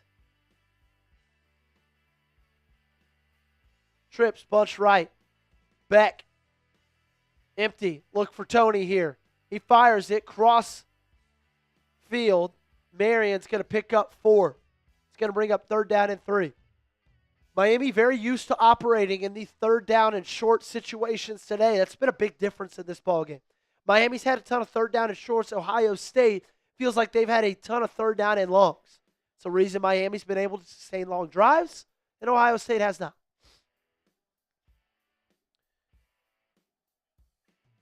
Three for 5, 60% on 3rd down. They keep doing that. It's going to be a good night for them.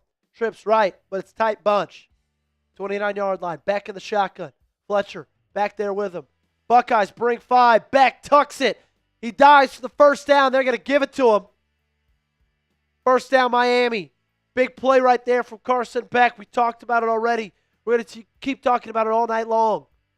He's not this plus runner that's going to go get you 100 yards and break off rushes for 30, 40 yards, break ankles, Lamar Jackson type stuff. But if the defense gives him a running lane, he's going to make him pay for it. He's mobile enough, man, which is a perfect thing for a quarterback. Stoppage at time. They're going to look at the spot of the ball. Gage, you think he got that? I think he did. I think so, too. This should be a quick review of my eyes. I think it will be as well. Miami has 2 times the amount of time of possession that the Buckeyes have. 15 to 8-17. He needs to get to 32. He got there. Casey Hammer watching from the Philippines. There we go, Casey. All right. Where's the ball there? Yeah, that's got it.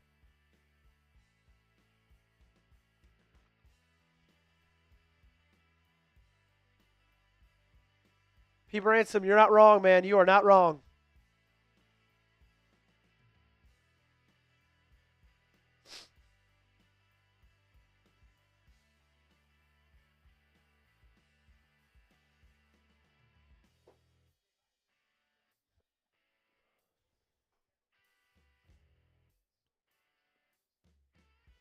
So the fact that they called this a first down on the field is definitely going to help Miami in this ruling.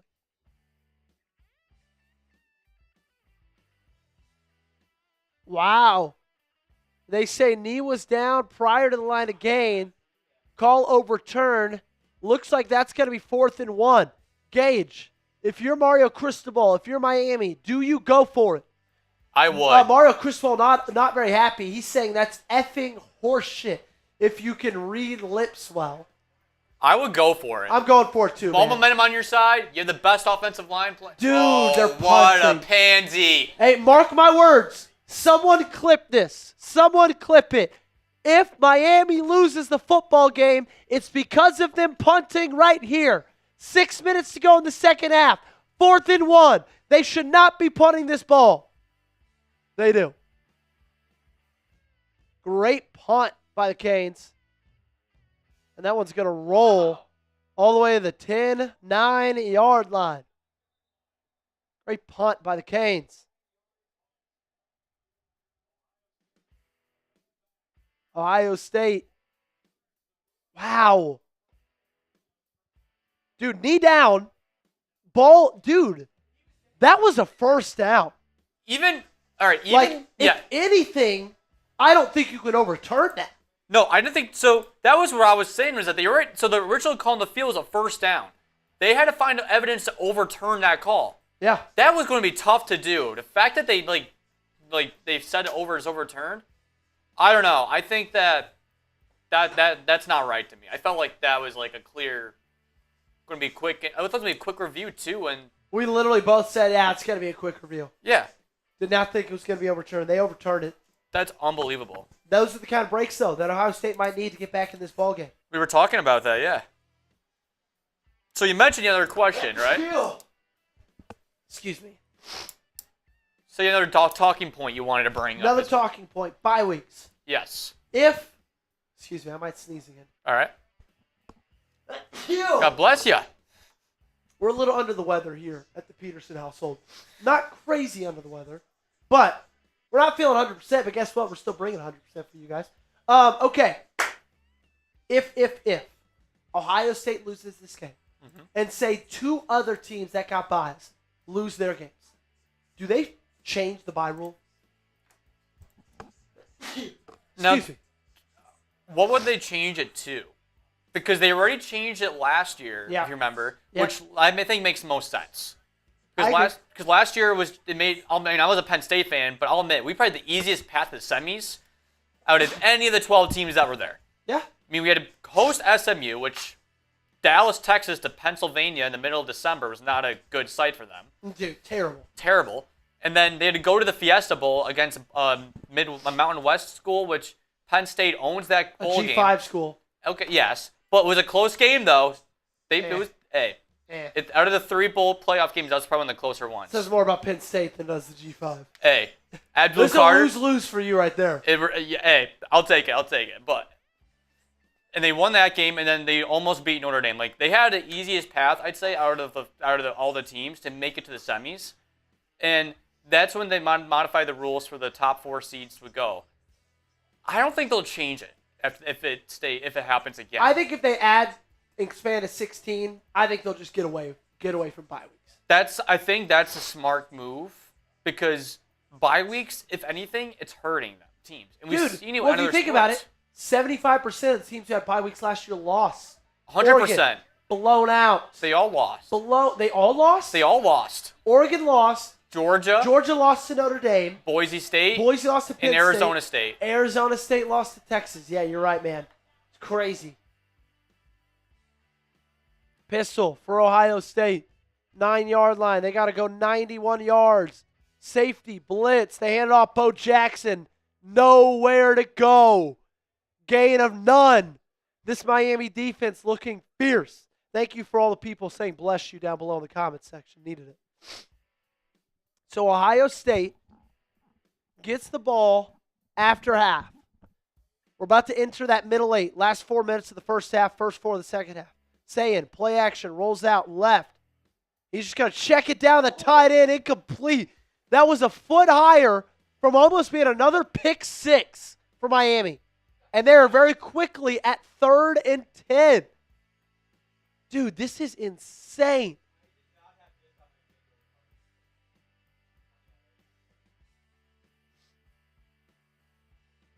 Miami's defense looking unbelievable, man. 1, making back-to-back plays. That's Mohamed Toure for Miami. 0 for 3 on 3rd downs. 3rd down and 9. 2 receivers right, tight end in. Jeremiah Smith, top of your screen. He's going to go one-on-one. If I'm Julian Sayin, he's where I'm going. Pass rush, stunt. Sayin checks it down, incomplete, 3 and out. Holy shit. What is happening to the Buckeyes? Miami looks like the best team in the world right now. Put them up against the Las Vegas Raiders. No offense, Buddy Bear. Just a stunt from the inside. Defensive line takes advantage of that O-line. And Sayin doesn't even have a second to process anything. Incomplete. I guess Mario Cristobal made the right decision there punting. That's why he's paid millions and I am paid thousands. Toney breaks the tackle on the punt return. Tries to spin out of it. Gets to the 42. Great field position for Miami. So what Miami did there was basically get the ball at the same spot, but waste off 2 minutes of the clock. And I'll say this. Mario, we talked about how mad we were about that not going for it in 4th and 1. But I think that you got to give some flowers to Mario Cristobal for trusting his defense. Yeah, trust the defense. That's fair. Ended up being the right call. 5:02 left in this one.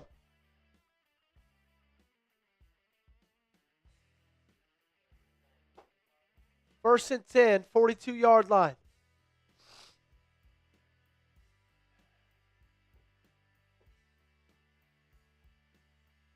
Beck under center. Single back formation. Play action. Stepping up in the pocket. Clean pocket. Fires. Caught. First down Miami.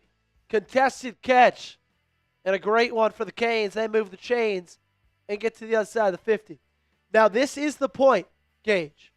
If I am Miami, you got less than 5 minutes left. You know Ohio State gets the ball after halftime. I am giving them the clock or the ball back with as little clock as possible. You absolutely milk this thing, man.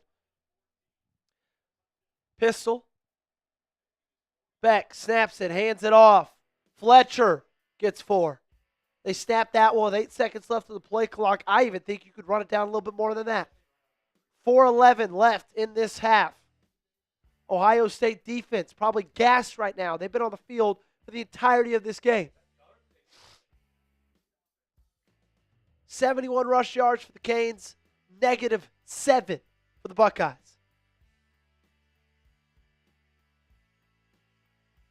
Two receivers each side. Beck in the shotgun. We've reached 10 seconds on the play clock. They're going to snap it at 8. Quick screen. It's Marion again. Guess what, Gage? 3rd down and 3. Very familiar operating territory for the Canes. They are 50% on 3rd down conversions. Last one they had, Beck tucked it, ran it at the middle. They called it a 1st down, reviewed it, overturned it. I thought he got the 1st down. They ended up punting it away. 50% 3rd down conversion rate so far today. See if they can get that a touch over 50 with this one. 3rd down and 3. Empty for Beck. Now Fletcher in the shotgun with him. Buckeyes look like they're bringing 6. Timeout called. It's going to be Miami. Good timeout there. They let the clock get down to 4 seconds left. 3 minutes left in this half. The score is 14-0 Hurricanes. If they go up 3 scores even, 3 scores, that would be massive for Mario Cristobal. I think the only challenge for him now, Gage, is to make sure he doesn't change anything. Because if you're up big in a game where you don't feel like you should be up big in, and you get to the second half, a lot of times, what's very tempting to do is just say, hey, let's ride this one out. Let's not make any mistakes.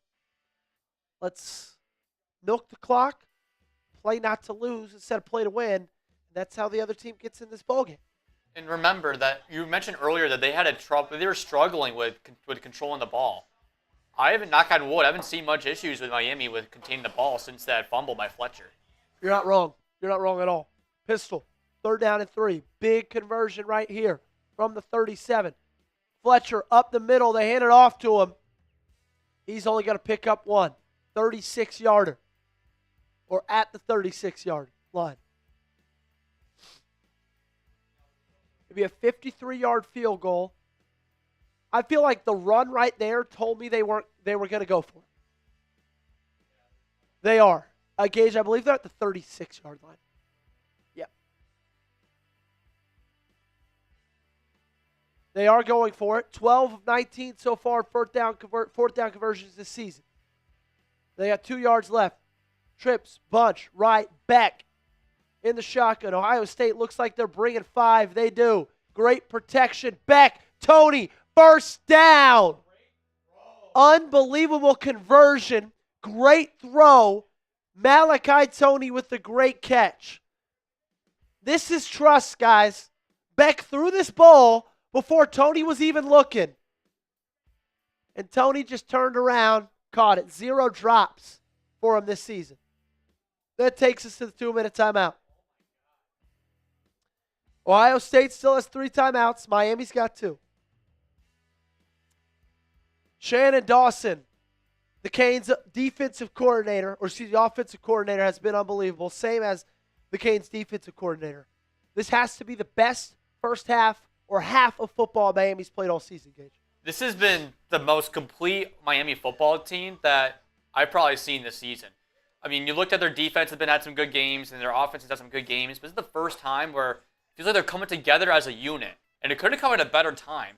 Meanwhile, Ohio State, they might have to go back to the drawing board coming to halftime because it seems to be that they're like stuck in mud offensively, and their defense being out there for as long as they have, like you mentioned, and getting pushed back. That D-line is losing that battle in the trenches, and they're not getting anything going their way. Yeah, there's no maybe about it. They have to go back to the drawing board.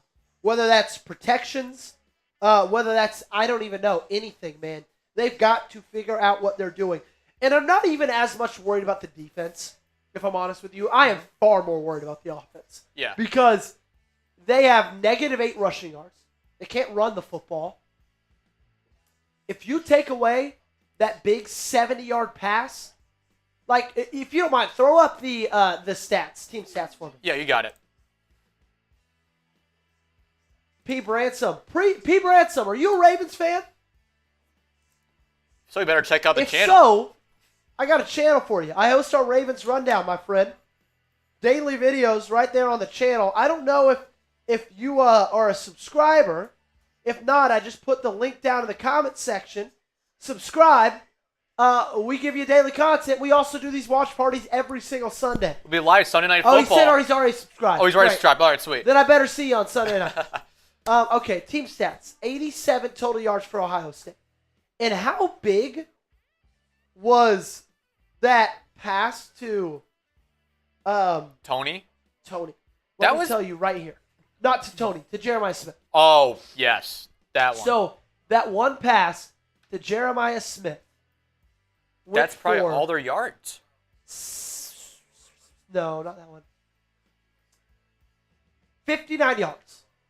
So you take away that pass of 59 yards. They're looking at They have 28 yards in a half gauge. That is unbelievable. That's what I'm worried about. I'm not worried about the defense.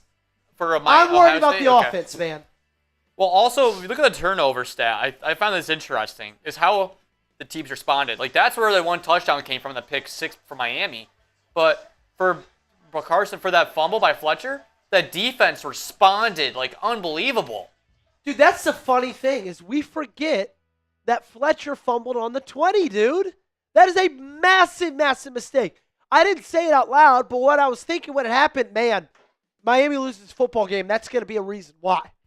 It just felt like, here it goes. Ohio State about to run away, and they have not. Carson Beck also been unbelievable. 12 straight completions for the QB1. Shotgun. 2 receivers to his right. Dropping back, pump faking. He's got time, steps up in the pocket, takes a sack. First sack for Ohio State this game. Down back at the 34, loss of 4. Ohio State going to call their first time out. Minute 51 left in the half.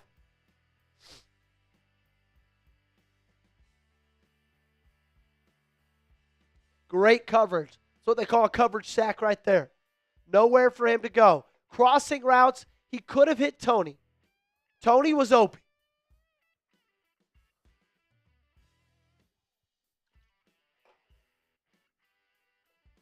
But easier setup here without any 300-pound guys trying to sack me than it is to be Carson Beck.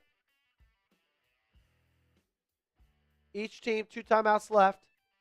Ohio State trying to give them some amount of time to get up anything before halftime. Hell, just a couple of first downs might be beneficial for that offense.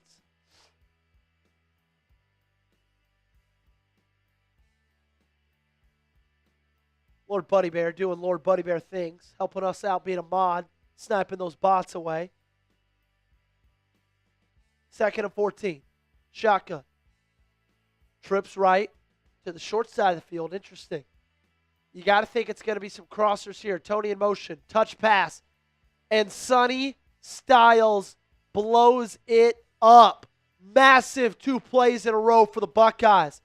Not only do they push them back, but they possibly push them out of field goal range. What a play there by Sonny Styles.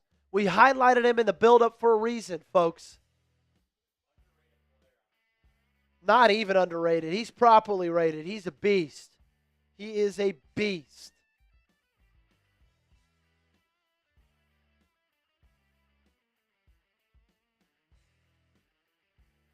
Minute 50 left in the half. What was second down and 10, or excuse me, first down and 10, quickly turned into third down and 20. 74 tackles without a missed tackle, most in the FBS this season entering tonight. Now, he did mess up on the first touchdown to Miami. He was in coverage of Fletcher, but he's making up for it with that play. From the 40 would be a 57-yard field goal. They need to get to the 5 to feel like they're in comfortable field goal range. Shotgun. Ohio State only brings 3. Don't love that. Beck goes long. End zone. A little bit of contact. They're not going to call it. Has there been a single flag called tonight, Gage? Not a single flag. So Ohio State not only stops Miami, but they push them out of field goal range, and they save a timeout. Miami's going to try to pin them down within the 10-yard line like they did last time they punted. Ohio State going to try to finally get some points on the board for half. They do get the ball after halftime. Punt is away. And what a punt. What coverage from Miami down at the 2. 98 yards to the end zone for Ohio State. Minute 36 left. 1 timeout.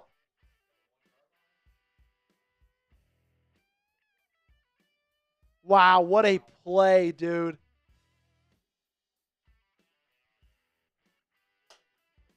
Dude, that punter has been an MVP. That's his second solid punt of the game. Second punt down. His last 2 punts, their average field position is like 6.5 yards. That may also be going to, remember, like, to 4th down? He's trusted his punter to do the job as well, it seems like. Not wrong. Well, that's an interesting stat, too. Last first half shutout, 2016 Fiesta Bowl. College football playoff. They lost that one 31-0 to Clemson. Deshaun Watson and the Tigers went on to win the national championship that year. And Joey Petersen, a 16-year-old Joey Petersen, tweeted that Rome had fallen because Alabama lost. I was wrong. They won 2 more national championships after that tweet. First down rush. Good for about a gain of 3. Brian Hartline, offensive coordinator, wide receivers coach on the sideline. Hartline has taken over as head coach for the USF Bulls as Alex Golish left USF to go coach at Auburn. Interesting thing is, Gage, and I think this is the right decision, Ryan Day took over play calling from Brian Hartline for the college football playoffs. I do too. We talked about it when we talked about Oregon. Look, both of Oregon's coordinators have accepted jobs elsewhere. Brian Hartline has accepted a job elsewhere. They're so focused, it's impossible for it to be solely on this team. So, if you're Ryan Day, you say, look, my sole focus, only thing I'm worried about is winning a national championship. Not worried about USF. I could not give a damn about what happens with the USF Bulls next season. I'm going to take over play call. 2nd and 6. Miami burned a timeout there. 1 timeout each. Minute 30 left in the half. Sayin, drop it back, stepping up in the pocket. He's got time. He's got to check it down to the running back, and he's going to get dropped. Second effort, maybe gets the first down. Depends where they're going to mark him. Interesting, I thought that Miami called timeout there. I don't know if I like that call from them.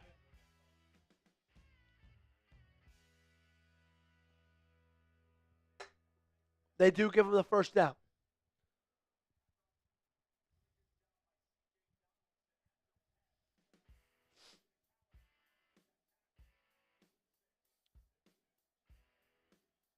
He did get out of bounds. Clock stops. Minute 21 left.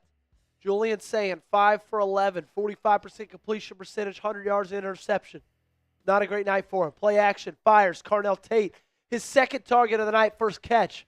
First down, Ohio State. Chains move. This is why you shouldn't have called a timeout, Miami.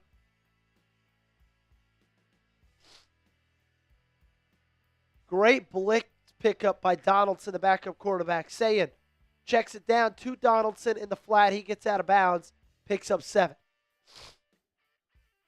Jacoby Thomas, former Tennessee Volunteer, pushes him out of bounds.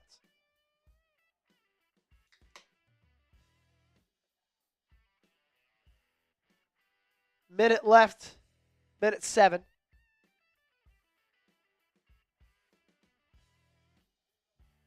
Terminator, no comment, but yes.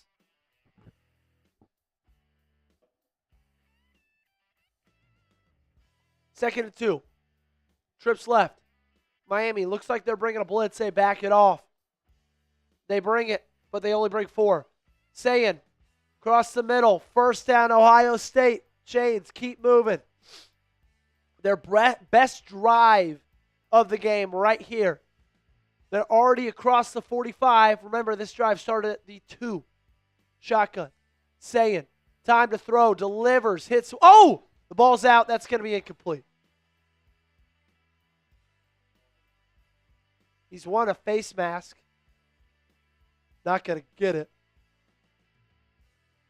Not a single flag thrown in this first half. Brandon Ennis.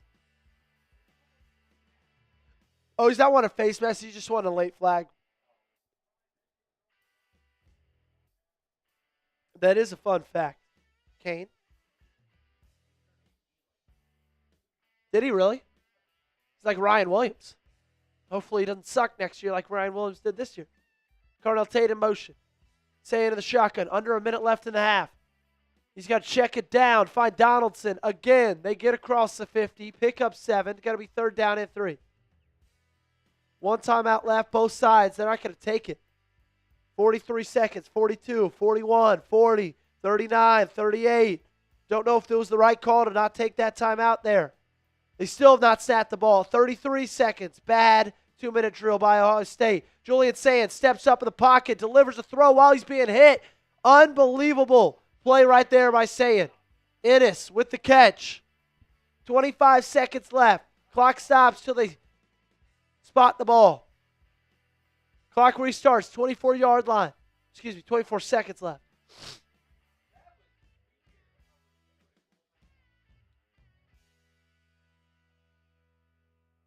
Timeout Miami prior to the snap.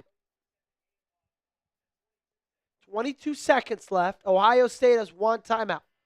They look like they've got the ball at around the 40-yard line. I've got a feeling, Gage, they're not going to find the end zone here.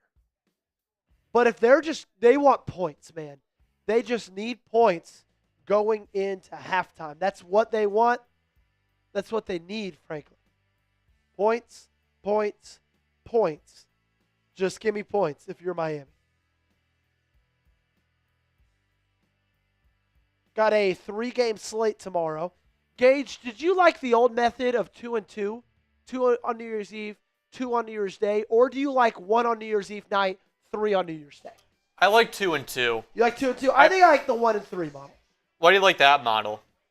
Because New Year's Day is the day to sit and do nothing and watch college football. Understandable. New Year's Eve, you're working, right? Well, most people are. A few people are. A few will have the days off, too. Yeah, but not a ton. More people are working than not. Yeah. I'd say far more people have New Year's Day off than New Year's Eve. Shotgun. Sayin, 21 seconds left. Fires. Carnell Tate, can he get out of bounds? He can't. Ohio State's going to burn their timeout. But they get the ball down to the 31. Probably time for one more play for the Buckeyes. Just trying to get a little bit more into field goal range. Very, very quick first half here in Arlington, Texas. Hometown of Joey Petersen.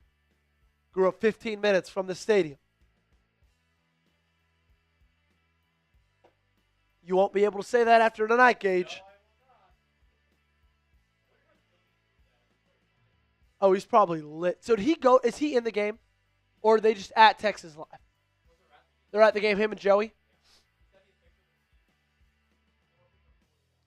Dude, it's crazy. Earlier today, they're going for 27. Crazy. 16 seconds left. Again, time for Ohio State to do the following. Get a play in. Get 5 or 6 yards. Maybe take one more shot to the end zone. Most likely just settle for a field goal. Miami is doubling up their time of possession. This was a big drive for Ohio State, though. Reminder, it started at the 1. Sayin, dropping back. Bain, he avoids the sack. Sayin's just going to throw it out of bounds. Stop the clock. 10 seconds left. Gage, do they have time for one more play here, or are they just going to kick this one? I would just do one quick play downfield and then nothing there, throw it out of bounds. Then I would kick the field goal. Very impressive stuff from Julian Sayin there to, avoid that sack from Rueben Bain. If he takes that sack there, they're out of field goal range. Instead, they're still very much in field goal range.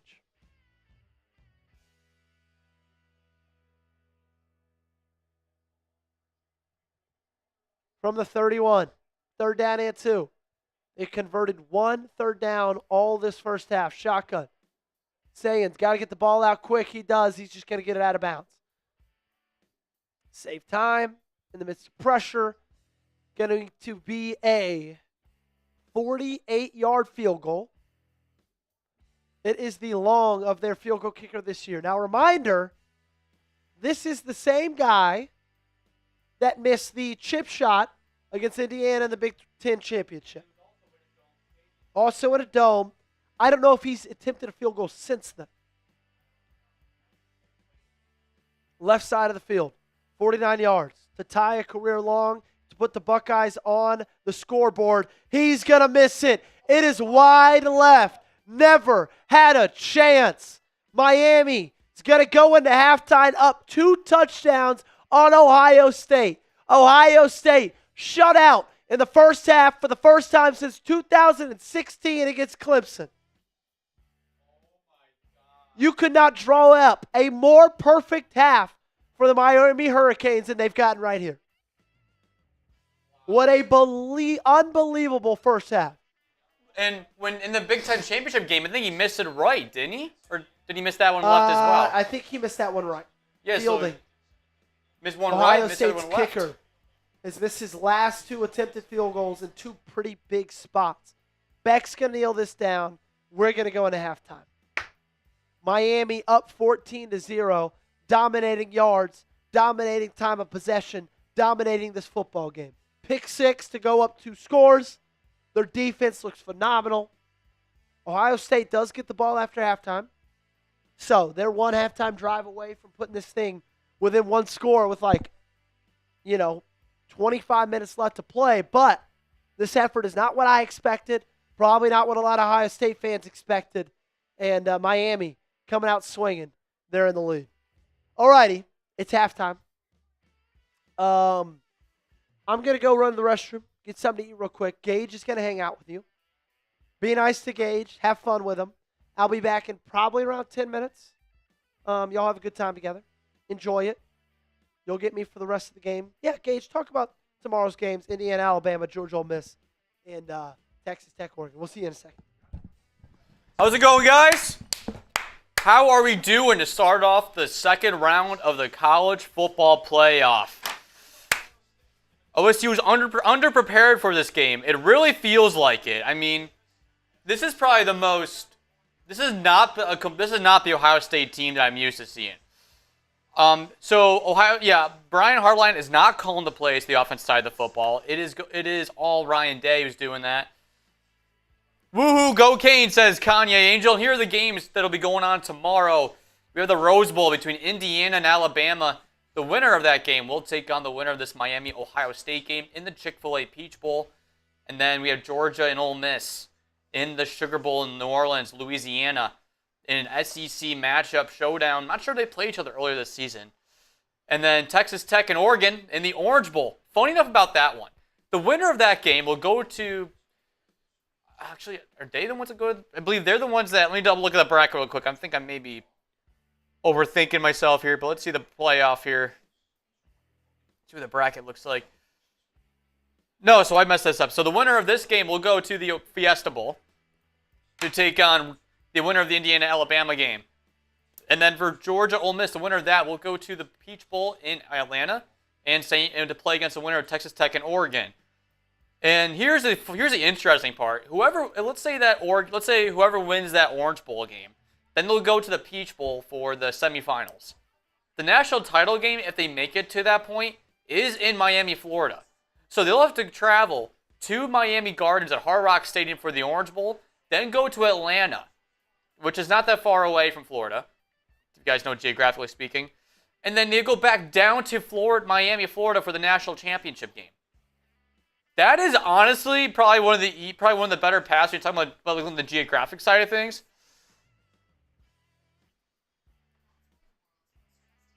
Oh, my bad. Yeah, no, you're right. My apologies. Thanks for correcting me on that. Yeah, I got so you're right. My bad. Yeah, the winner of this game will take on the winner of Georgia Ole Miss. Thanks for correcting me on that, Terminator. I apologize. But yeah, I do apologize for making that. Thanks for correcting me on that. Yeah, the winner of this game will take on the winner of Georgia Ole Miss in the Fiesta Bowl in Arizona. And then the winner of Indiana, Alabama will take on Texas Tech and Oregon in the Peach Bowl.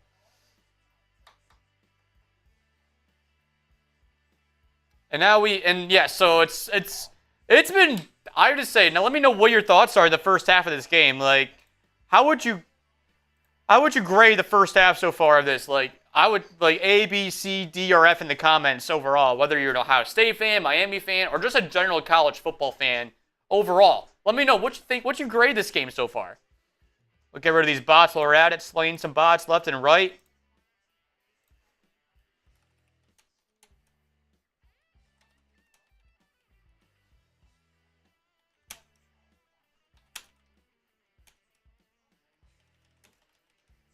Remember, last year, Ohio State was in the Cotton Bowl in the semis against Texas and went on to win that game and went on to win the national championship in the first year of the 12-team format, which since then has been updated.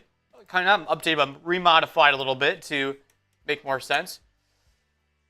Yeah, the Snoop Dogg Bowl is cool because it's actually, the name is the Arizona, I think it's a Snoop Dogg Arizona Bowl, and it's like on a niche broadcast. It's not really on, ESPN does not broadcast, neither does CBS. It's on the CW.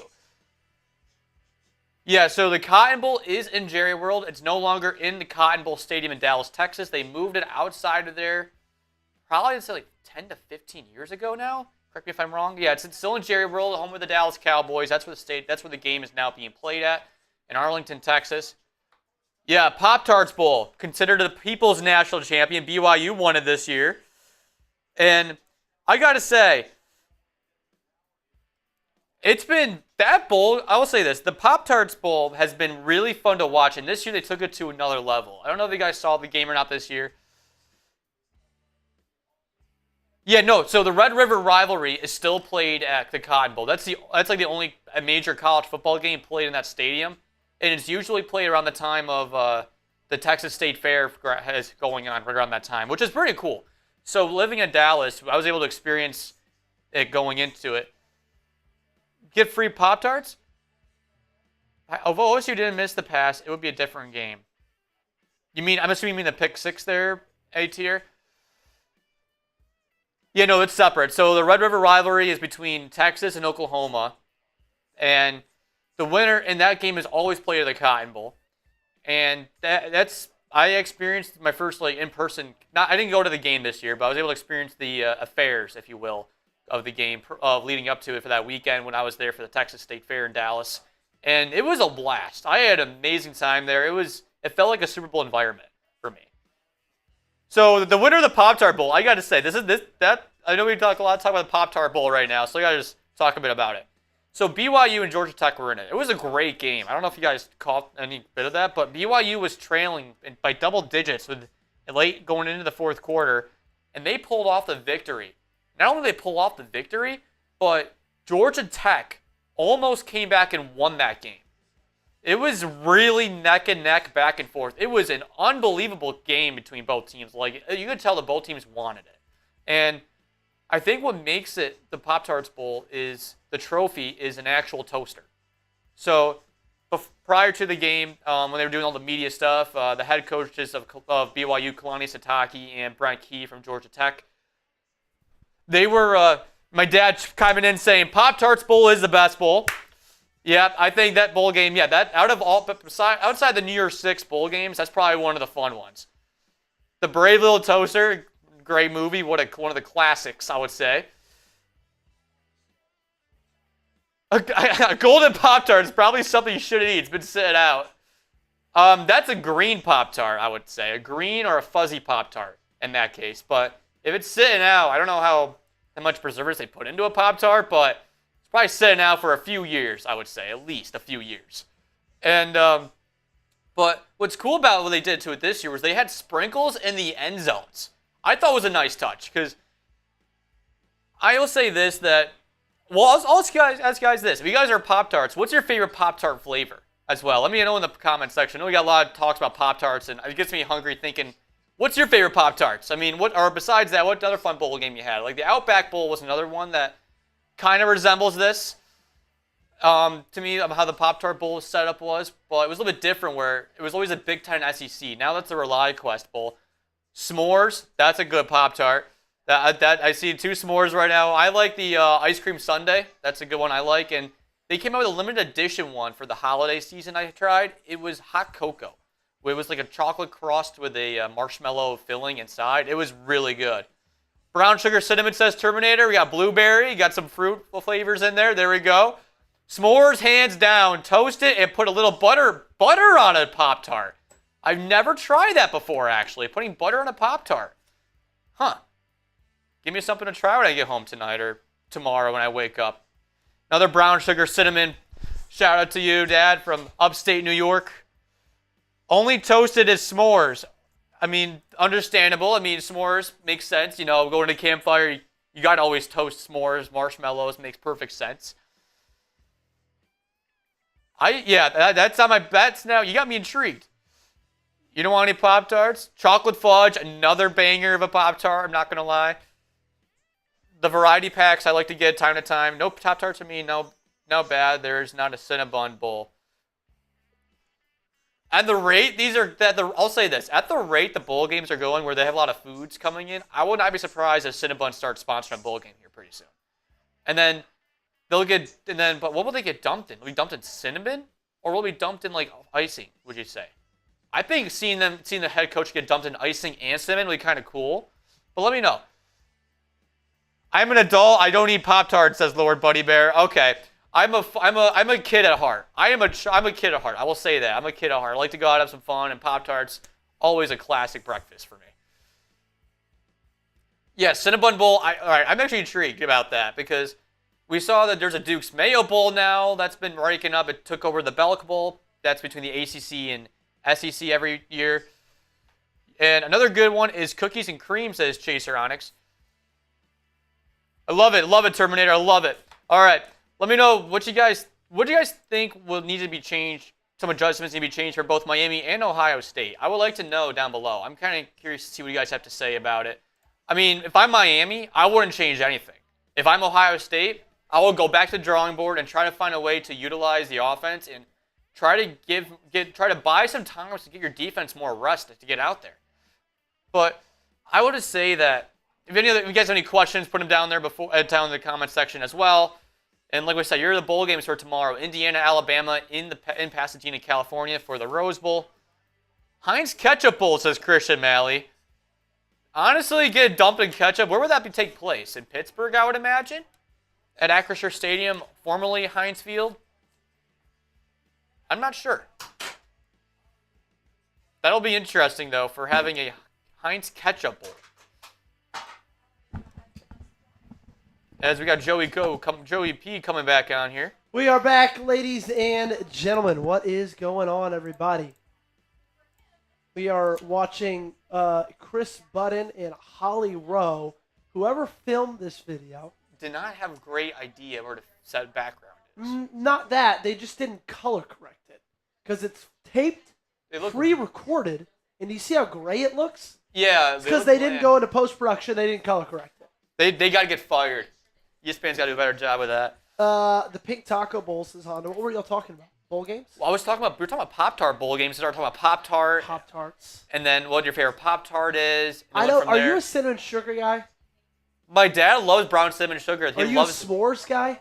I'm s'mores. Your s'mores, that's your go-to? Someone recommended having a s'mores Pop-Tart, toasting it, and putting butter on it. Sounds delightful. I've never had that before. I'm a strawberry Pop-Tart guy. Strawberry's my go-to. A very slept-on flavor that they don't make anymore, cookie dough. I never had cookie dough. Unbelievable. Another really good flavor, and I think there's some nostalgia involved for me because it reminds me of my grandparents when I was growing up. Cherry. Love a cherry Pop-Tart, but I think that's more of like a... That's like a rich... Huh? I feel like it's more a rich flavor than strawberry. Yeah. And like it's good, but like when I eat it, I feel like I'm 6 years old at their lake house again. So that's kind of what it more is for me. There comes the videographer out in Joey. Hey, that was my job before this one, so it's hard for me not to notice it. Indiana, Alabama, Georgia, Ole Miss, Texas Tech, Oregon. Gage, which of those do you find most likely for the underdog to win? Alabama is an underdog to Indiana. Ole Miss is an underdog to Georgia. Texas Tech an underdog to Oregon. I'd say Texas Tech, even though that one's the weird one because Texas Tech is a higher seed than Oregon. Yeah. But Oregon is the favorite. Yeah. But not by much. It's like 1.5 point spread. I can see Texas Tech. That's the one that I think is like a toss-up out of the three that I'm seeing. Yeah, I think that. 1 second, sorry. They should make a Nick Saban Bowl in honor of the GOAT. I agree. Yeah. I think that. Okay. Well, I obviously think it's Alabama because I picked Alabama to win. Yeah. Who do you think has a better chance of winning, Alabama or Ole Miss? Alabama. You think so? I mean, you mentioned like Kalen DeBoer. He got his second playoff win. Indiana on a bye. Indiana bye, but this is not the same Indiana team as it was a year ago. No, it wasn't. No, they have Kurt Signetti. He's back stronger, better than ever now. He has more knowledge and more experience, I'd say, on his side. That'll help him out. And I think it'll be. I'll say that they'll be more upset heavy than Georgia is, but I don't know. I'm sorry, I just don't see a world where Ole Miss beats. I don't see it either. I don't. I'm sorry. It's Georgia, I think, is going to win the whole thing. We talked about it. Yeah. I think the Bulldogs are going to be national champions. I think that nobody is talking about Georgia. And I think that is a scary place for Kirby Smart to be. Right? Yeah, I mean that there's a few sleepers. Them And I'm going to be honest, Gage. I'm getting vulnerable with you. Yeah. I still see Indiana as a team that I do not fully trust to win it all. Well, remember. Is that crazy or no? It probably is. It's probably biased, but I can't get over it. Well, I'd say this about Indiana because they're an interesting team. Let's hear it. So there's one thing that I think separates this team from last year's team. They know how to win the close games. They proved True, they had to do it a lot. They had to do it a few Ohio times. State, Penn State, which that was Iowa was, which I had a feeling that was one of the games that was going to be a sneaky pick. Iowa over over Indiana because it's tough to play and survive a win in that stadium. Yes, it is. And on top of that, they beat Oregon. They beat 2 playoff teams that are still in the playoffs. Yep. And their schedules, I'd say it was tougher than last year's schedule, and they went 13-0. Yeah, but it was tougher than last year's schedule because last year's schedule was maybe the easiest schedule in the history of college football. It was. But they only had to play Ohio State. That was it. And you saw what happened in this the year. I don't think their schedule was that hard. They played Oregon. Who'd they play other than Oregon in the regular season? They played Ohio State in the Big Ten championship. I know you could say Iowa's, but the environment in Iowa at Kauffman Stadium. But Iowa's your second hardest opponent in a whole schedule? Yikes. Yet again, it's. I mean, so do you think they should schedule a tougher non-conference games? Because that's just the conference scheduling. They can't control what they're. No, they can't control. I'm not saying it's the fault of Indiana. I'm not saying it's their fault. But I am saying it is something that needs to be talked about. Now, I will admit, they beat Ohio State. But after this tonight, is Ohio State as good as we thought they were? I don't want to be overreacted to 30 minutes of football. Yeah. These games are played in 60-minute increments. So, a lot of time left. But I'm just saying there is something inside of it. And it's probably bias. It's probably years of watching the sport and Indiana never even registering my mind. I cannot come to the realization and the acceptance that Indiana has a legitimate shot to win the national championship, even though they probably do. I think they do. Yeah, they do. They do. I think they. I just cannot accept. I know that you. I know that you can. I'm going to accept it this time because I saw them play Penn State. Yeah. When Penn State had all momentum on their side after Mendoza threw the interception, Penn State marched down the field and scored a touchdown and take the lead with, I think, 3 minutes left in the game. Mendoza kept his composure. This is where I think it's key. It's not about the wins or who you play at this point. This is where I'd say it's not about that. It's about how you overcome adversity. And this is a situation they overcame adversity. They were down on the road against one of the more hostile environments in college football in Penn State. Yes, I agree, but it also is a little bit about how you play too. You know, it is a little bit, but at the same time, I'd say you got to overcome those victories. Are you more impressed? Let me ask you this. Are you more impressed with their undefeated season or Georgia's one-loss season? What's their schedule? Their one loss was to Alabama. Alabama. They beat Texas. They beat Ole Miss on the road. They beat Tennessee on the road. They beat. I hate to say about Tennessee. They were fraudulent. No, you're not wrong. They were for the fraudulent this year. I know. I don't know. I mean, Auburn kind of fell off. Ole Miss, I'll give you Ole Miss. Yep, Ole Miss was a big win for them. Losing to Alabama, it was home. Yep, first home loss in 21 games. Yep. For them. Now, Texas is the interesting one, because I know you mentioned Texas. But they played Texas at the end of the year, which is impressive. Okay, Texas that's at the end of the year looked like way better than they did begin. No, if they played Texas at the beginning of the year, like Ohio State did, I would have a different argument on it. Yeah. But I'm going to say that their schedule is similar, looks pretty similar to Indiana's. You think so? I think so. Ooh. Let's talk about Indiana's schedule. Okay? Let's just run down the names on Indiana's schedule. Okay. Let's do this. This will be fun. Okay, ready? Yeah. Indiana played Kennesaw State, Indiana State, Illinois. Tough 2-game stretch of Iowa and Oregon. But then they ended things out with Michigan State, horrible. They fired their head coach. UCLA, horrible. They fired their head coach. Maryland, horrible. They fired their head coach. Penn State, horrible. They fired their head coach. Wisconsin, horrible. They should have fired their head coach. Purdue, and then the national championship game or the Big Ten championship game against Ohio State. That is not a similar schedule. Okay, I'll admit that last stretch is bad, but that is 5 straight teams to end out the season. Only one of them still has their head coach. I'll give you that. And the thing that it kind of sucks for Indiana's sake in this, I'd say, is they are locked to Purdue. Because that's a rivalry game for the old Oak and Bucket every year. Yeah. So that's no fault to Indiana. No, it's not. Because Purdue has been, the last time they were somewhat relevant was when Andrew O'Connell was on the team. I'd say. Andy O'Connell, yeah. Yeah. And prior to that was Drew Brees. It was they're not a football I'm just saying, team. I think that Indiana is great. I think they're awesome. But I do think with their schedule, it was not hard.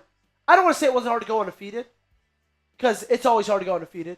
But it wouldn't have been hard there could have been a lot of teams, let me rephrase it. There could have been a lot of teams that could have gone throughout that year with one loss. Well, let me ask you this. So there are trap games in SEC football, right? Where you go into a hostile environment like Mississippi State, the Cowbells, for instance. I don't think it's a trap game. I worked there. They suck. Okay. Well, let's say trap. South Carolina. No, South Carolina. Excuse me. Perfect example. South Carolina. Great atmosphere. They're in the bed of recruiting. Yes, trap game. Yeah. So this is my point is that I'd say there's 2 trap games on that schedule for Indiana. What were they? Iowa? Yep. And Penn State. Because I'll say this, that was the first game that Penn State started to find their rhythm, because that was the first game that Andy Kotelnicki gave the play calls to Terry Smith. Yes, I see that. And it showed. I get that. That was a little bit of a trap game. You're right, because they still had all the talent on that roster. But I get your point that that slate was starting to get easier. But I'm just saying that there were still trap games, and they survived Iowa, which, if you look at Iowa's home, that is a hard school to beat on the road. That is 100% true. Penn, I know I'm kind of biased by saying, so I remember back in 2017, Penn State was one of the top-ranked teams in the country. They had a walk-off touchdown at Iowa, and Iowa wasn't even ranked. Yep. And they came away surviving that. Well, I mean, Georgia, had to go on the Swamp. That's not an easy place to play. Playing at Neyland Stadium, that's not an easy place to play. I would argue beating Tennessee Week 3 in Neyland Stadium was harder than beating this year's Penn State team in Beaver Stadium. Yes, I would agree with that, because.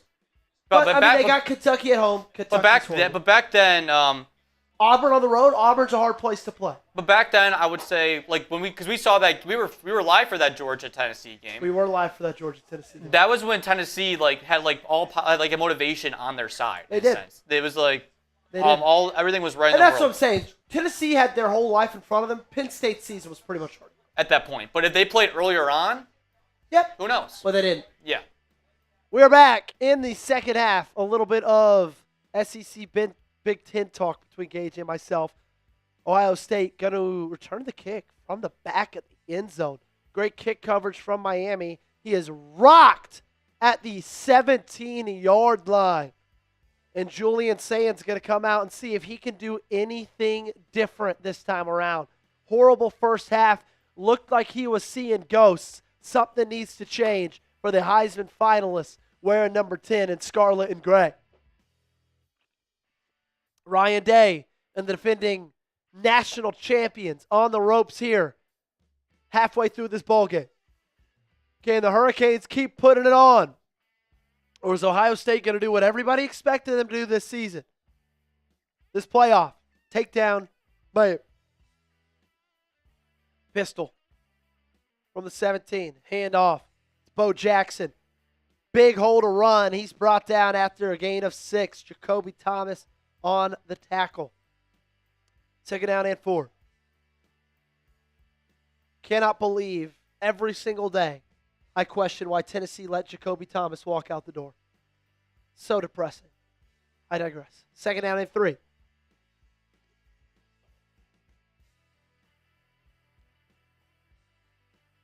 Four rushing yards on the night for Ohio State. Wide receiver stacks. Handoff. Bo Jackson again up the middle. Tack on another 6 for the Buckeyes. Now they're starting to be able to run the football. That's what they couldn't do in that first half. Guard and tackle pull. Great blocking by the Buckeyes. And Bo Jackson, back-to-back carries, give him 12 yards in the second half.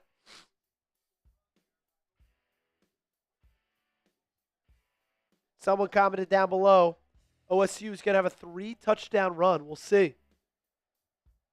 Under center, Sayin, play action. Rolling out to his right. And he flips it down to Ennis. He picks up 6, gets out of bounds. 3 straight gains of 6 for Ohio State. Moving the chains, moving the ball early in this half. 2 runs, 1 pass. Good time there for Julian Sayin to operate and make a throw. Brandon Ennis tonight, 3 catches, 25 yards on 6 targets. Buckeyes moved the ball well late in that half. They just couldn't make the field goal going into halftime. Second and 4. Tight end in motion. This one's going to be a handoff. Bo Jackson again. He's got the first down and more. He's still running. Down the 45-yard line, the opposing 45-yard line. Another first down for Ohio State. And Bo Jackson has touched it 3 times on this 4-play drive so far.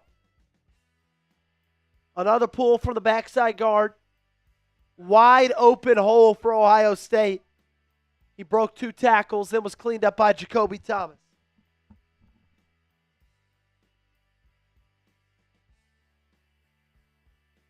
Heavy pistol. Tate in motion. 45-yard line. Play action. Sayin. Trying to avoid pressure. Looked like a holding there. Didn't get called. He's brought down. Loss of 4 yards on the play right there. It was Lightfoot, the defensive back who was blitzing. Miami's defense finally stops the bleeding on that drive. Again, refs swallowing the whistles. Thought that could have been a holding. I'm okay with it as well.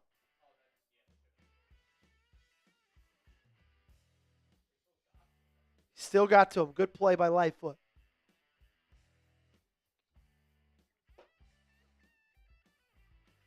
Four sacks for Miami tonight. Only 1 for Ohio State.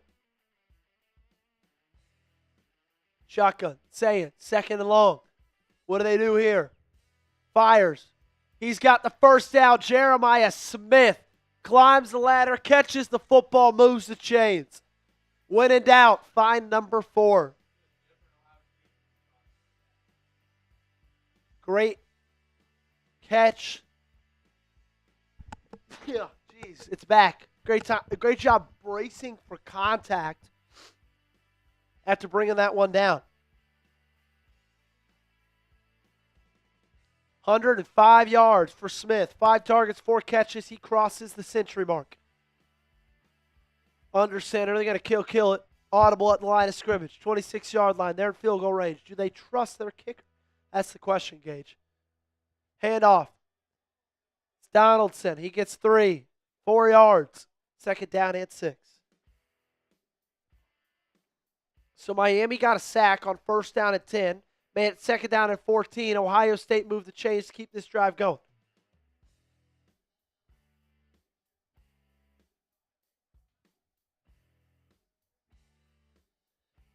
They look more physical. They're establishing the run. That was the big thing with them in that first half. They win at halftime with negative yards rushing. You can't do that. They're going to line up in an offset pistol. Carnell Tate is in the backfield. Watch for number 17 right here. I told you, it's a quick screen to Tate.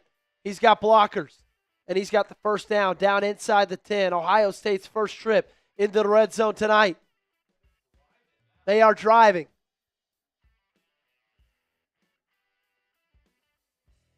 Donaldson looked like a little bit of an RPO right there. Great read by Sayin, great pass, and Carnell Tate did the rest. I will say, one thing about Miami, man, they are hitting, and they are hitting hard. Very physical Canes football team. Shotgun. First and goal for Ohio State. Their first time on the goal line tonight. Sayin dropping back. He's got time. Fires across his body. Hits the tight end. And what did I say, Gage? Miami is hitting hard tonight. Jacoby Thomas. Count how many times I'm going to say his name.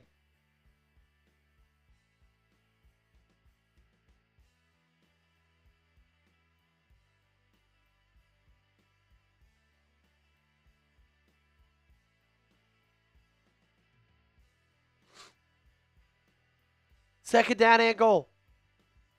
9 plays this drive, 5 rushes, 4 passing plays. 78 yards, 6 minutes off the clock. Sayin, shotgun, handoff, up the middle, it's Jackson. And he's going to get down to the 1. Third and goal from the 1-yard line to bring it within 1 touchdown.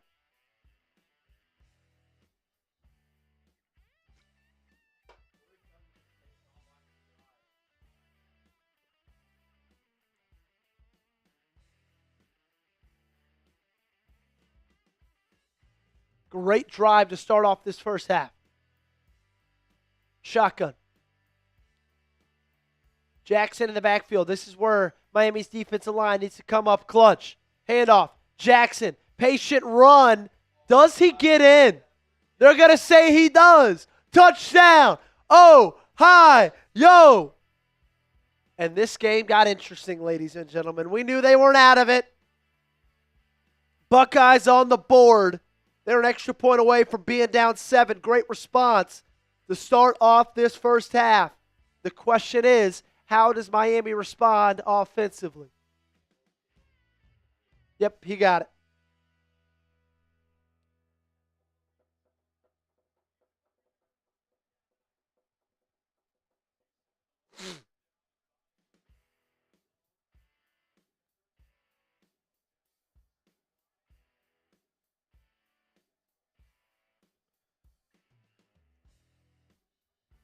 Point after attempt. Last time he was on the field, it was wide left for the field goal from 49 yards.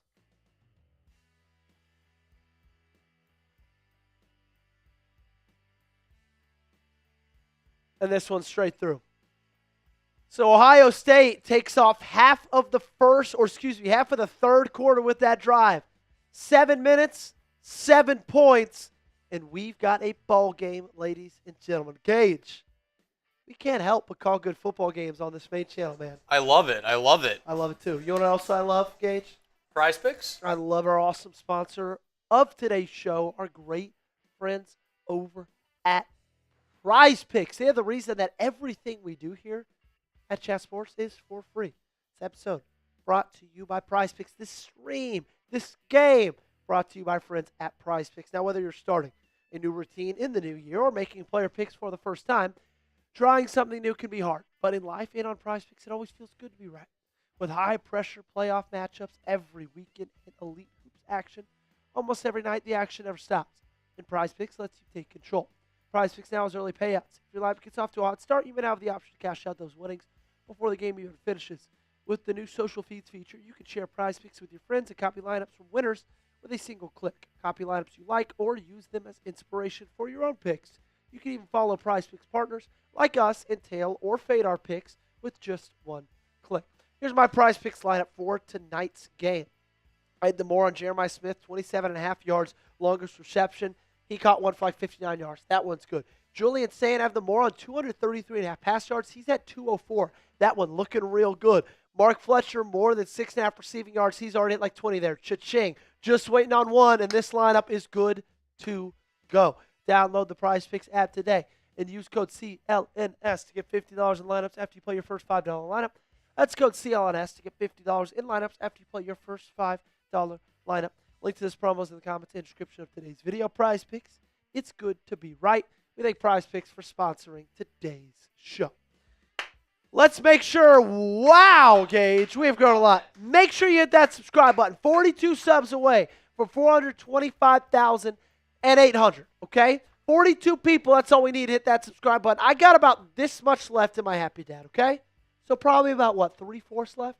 Once we get to 425,800 subscribers, I'll go ahead and finish the whole dang thing. We need 42 more of you guys to hit that sub button. It's big, it's red, it's free. It locks you in for daily coverage, college football, NBA, NFL, everything and more. You got it right here. So join us now. Again, no cost at all. No cost whatsoever. We're going live for every single college football playoff game. 1 today, the 3 tomorrow, the 2 following that, and then, of course, the national championship as well. We need 36, now 35 more subs. Keep making that number dance. Let's see if we can get there before the end of this commercial break. 2,114 people watching. Keep it going. Keep it going. Keep it going. AT&T Stadium looking as big and beautiful as ever. Instead of being filled with blue, white, and silver, it's filled by scarlet, gray, orange, and green. We've got a ball game here, ladies and gentlemen. Miami looking to respond offensively. They've been able to drive the football the entirety of that first half. Will that continue in the second? Kick is off. And that was out of the back of the end zone.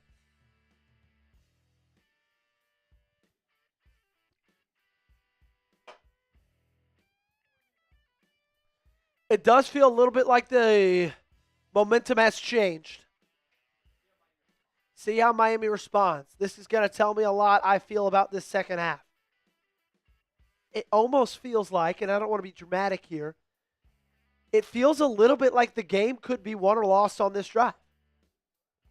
If Miami drives down the football field, punches it in the end zone, goes back up 2 scores, takes off a lot of time, that's going to tell me a lot about this Miami Hurricanes team. If Ohio State gets the stop, even more momentum their way, it's going to be a hard team to slow down.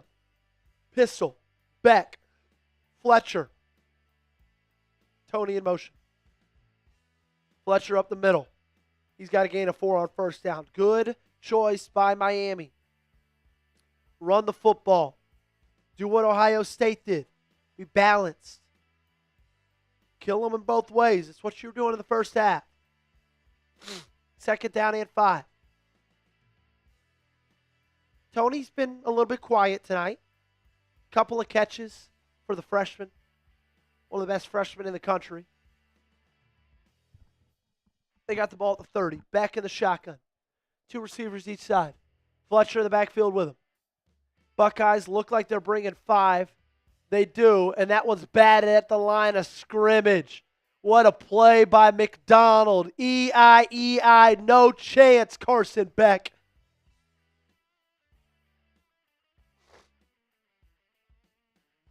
Arms up, paws up in the passing lane.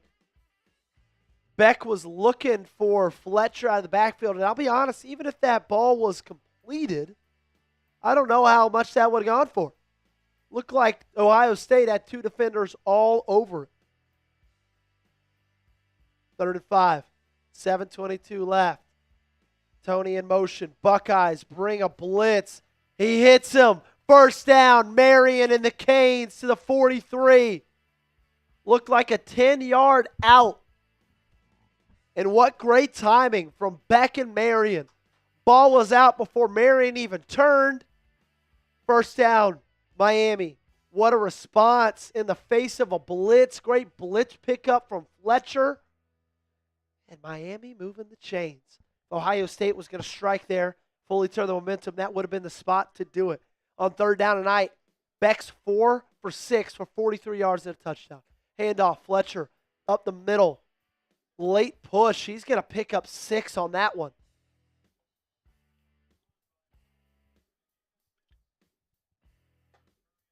Oh, I didn't even notice we lost some subs. Whatever.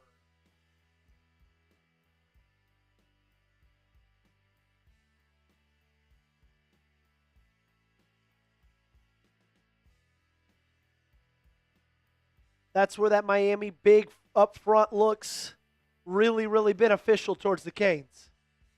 2nd and 4. Pistol. Back. Marion in motion. Handoff again. Fletcher. He's got the first down and more. Breaking tackles down the 40-yard line. Canes flip the field. And it doesn't matter if this Ohio State offense gets back into it. Their defense is going to need them to come up with a stop.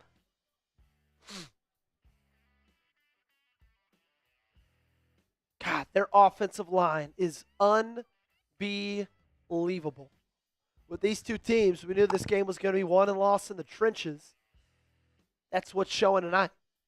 We knew won and lost in the trenches, and somebody, some skill position needs to come up and make a play. Mark Fletcher, been a workhorse tonight, already 15 carries. Make it 16, excuse me. That's Pringle. Back up, he gets 2. It's a 1-2 punch from them. Fletcher getting the majority of the work, but Pringle coming in from time to time shows defenses a different look, different type of back. Fletcher more of a workhorse, lower his shoulder, break tackles type of back. Pringle will shake you out of your shoes. He'll run a 4.340 every time, or every now and then. He can hurt you with speed, athleticism.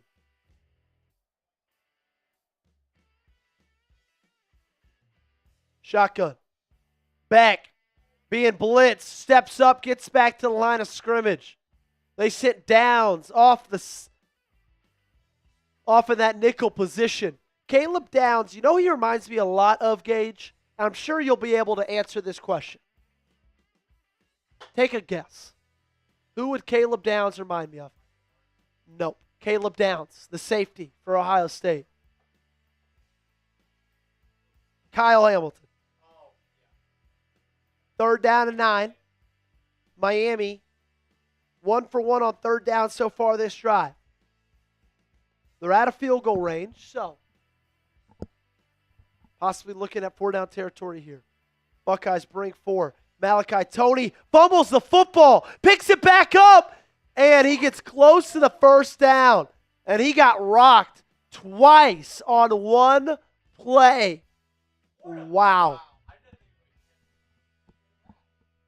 So Toney caught it. 1, 2, 3. Fumbles it. Picks it back up with one hand. Almost gets the first down. Gets to the 31, and he gets stopped. And he takes a little extra time on the turf. And he's looking like he needs a little extra attention on the sideline. Carter Davis. In the first round against A&M, he's 1 for 4, but they had heavy wins. This one, 50 yards. Left hash. Up. And this one could not be more down the middle. Miami, big response to go back up 2 scores. 3 minutes left in the third quarter. Cristobal's fired up. Davis puts it in from 50. Big kick right there from the Cane kicker. Yeah, it is flying. Gage, how are we feeling right now with our pick for Miami to win it? Answer, mute me because I got to blow my nose real quick. All right, you got it. So I would say. Yeah, you can throw yourself up with a mini bar. Yep. So my pick right here, it's It depends on how this Ohio State drive goes, but right now, I'm feeling pretty good about it. I'm not going to lie. I mean, what they needed was to respond by any way possible to score points. That's all they really needed to do. Yeah, they did. And how they did it, I think they did it the right way, personally. I think they did it, like, they just got a field goal. They got any points. Just let Ohio State know momentum is still on their side. What would your thoughts have been if they went for it there on 4th down and short? I would have been, first off, respected the aggression because your Would offensive... you have gone for it? I would have. You would have? Yeah, your offensive line's been playing out of its... I think I would have, too. It's a 50-yard field goal. That's a long one. Like, obviously, it worked out. He made it, but that's still a long field goal. If I was Ohio State, I would have gone for it in that spot. I mean, I don't trust fielding for a 25-yarder at this point. That's fair. Hey, we are at 411 likes. Can we get 89 more right now? Let's get that number to 500. Hell, let's get past that, but we need to cross 500 first. If you love college football, make sure to hit that like button. It's free. It helps us out. It's easy to do, and we just need 88 more of you guys to like today's video. Ty Man the Buckeye saying, "What's up, Joey?" Ty Man, how are we feeling? What's your confidence level at? Okay, scale it 1 to 100 for me. Down below. Yeah, I'm intrigued. He's playing 444. We need 56 more. Let's go, let's go, let's go. How would you be feeling if you're a Buckeyes fan right now, Gage? I'd be feeling pretty good because You would? Yeah, because you held them to a field goal and you score a touchdown. Right now, I would say treat this as the start of this upcoming half as a new ball game. It's still 0-0 and you have the lead 7-3. Yeah. You just have to find a way to keep having that lead in your favor, and that's how I would do it. That's how I would approach this. 16 likes away. Hey, Gage, my water is either at my desk or it's by the couch in the kitchen. Yeah. Or it's by the couch in the other bullpen. I'll take a peek for it. Yep. It's that green Awala. Thank you. So Toney was very lucky to pick up that football, pick up those yards, because if he doesn't, it's either Ohio State ball or they're out of field goal range. So, big break, but he does go into the medical tent.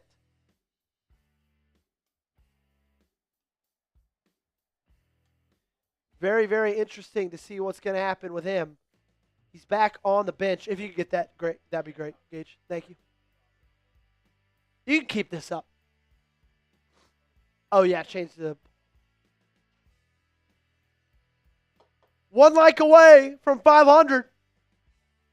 Jane Robbins says, Duck fan and loving this. Well, Jane, you'll love this. The Oregon Football Report. Brand new right here at Chat Sports. Make sure you subscribe. Our main man, Will Ortner, bringing the heat every single day. Daily videos. All 100% free over there. Yes. Man, he's been crushing it, dude. Absolutely crushing it over there. I'm a huge New York Giants and New York Knicks fan. Marsh Green knows me. I go on his video since day one. There we go. President's boy Goomba, who says it's Joey DeLuca. Hey, my name's Joey. That's great. Marsh and I and Gage are the only ones in the studio right now. And Andrew O'Connell. Or Andrew Connell, not O'Connell. Marsh and I, really good friends. I love Marsh. So, happy you're hanging out with us, man. Appreciate it. Really do. He absolutely crushes it. Jane Robbins says, done. Great. You're welcome to Will for getting you another subscriber. Chad Tucker says, Chat Sports sucks. Chad Tucker sucks, and he's not coming back ever again. See ya. See ya, see ya, see ya. Yeah, it went field goal, and then it went timeout, and then it went kickoff, timeout. They got to make up for that that quick first half or first quarter in the second half. New York lost 130 to 126. That sucks, man. I forget how quick basketball games are because I like basketball. I like college basketball better just because I'm more of a college sports fan. But we don't I don't run any of our NBA channels. I don't love the NBA. So I just don't consume a ton of basketball unless it's like football season's over. And it's funny because I get so used to doing these football streams because Gage and I do Packers and Ravens together. So we have done 17 Ravens streams, 16 Packers streams. That's 33. We've done a Commanders one for them, 34. We've done a Tennessee one, 35. And we've done one of these main ones, 36. So we've done 36 football streams. Now, this is our 37th since 16 Ravens. 16 and 15. Because we missed that one Packers. Regardless, we've done like 35 streams football-wise. So I forget how quick basketball stuff is. So, 17-7, Ohio State takes over. Last time they had the football, it was a very, very impressive drive from them. They drove the length of the field, put it in the end zone. We'll see if Julian Sayin feels like he can keep feeding that hot hand. Bo Jackson's been a hot hand. They finally got their running game going. Donaldson now.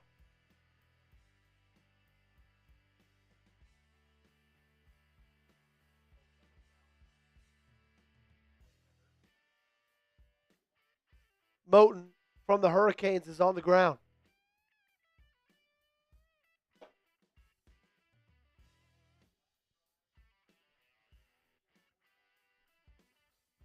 Appreciate you, Joey. Means a lot, man.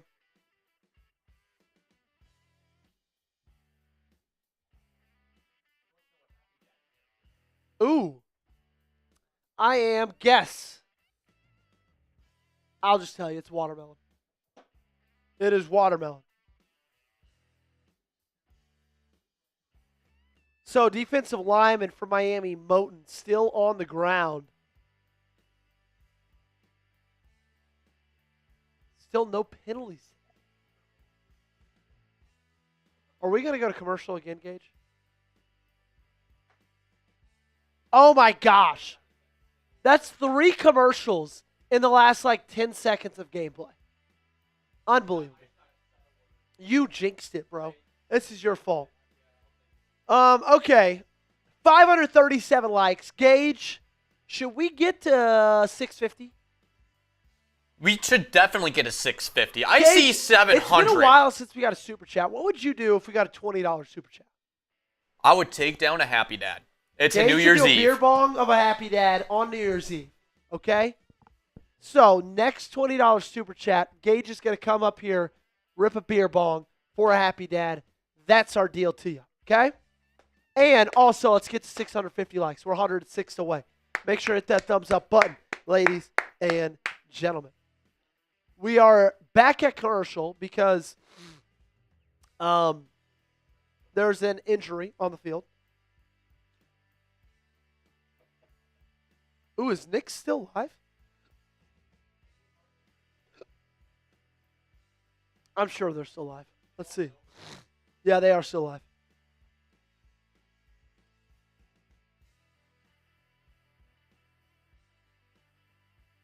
Yeah, they lost by 2. Brutal. Brutal look for Knicks now. We need 106 more likes. Actually, not true. We need 92 more likes to get to 650. Actually, screw that. Let's just get 42 likes. Let's get to 600. Hit that thumbs up button, ladies and gentlemen. Dude, come on. We want to watch football. Let's go. Come on. Does feel like these ESPN games is just one giant commercial. Say that again?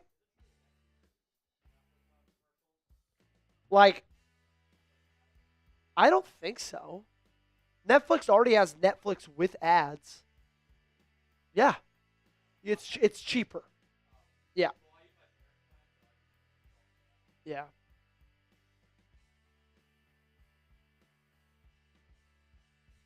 Still waiting for the injury timeout.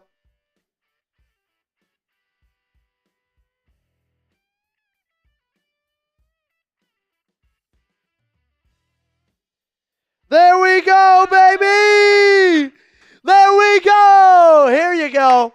And after the game and after a 10 hours sleep, I will see my grandma for 80th birthday. Happy birthday to Grandma Mally.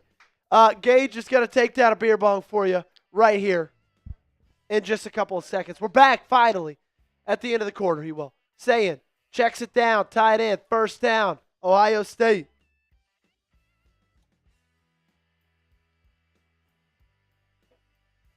Kane asks, is Marsha an LSU fan? No. He's not really an anybody fan.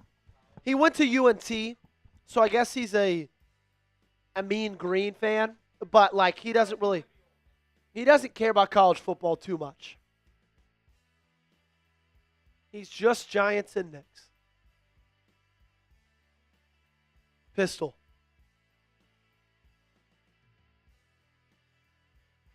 Hand off. Again, it's Donaldson. He picks up only about 2.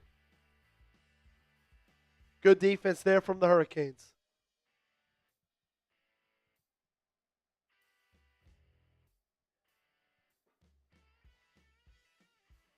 Second down, minute 30 left in this quarter.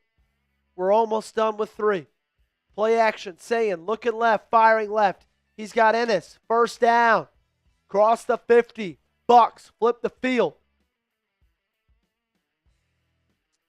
Carnell Tate been very quiet tonight. 1 catch for number 17.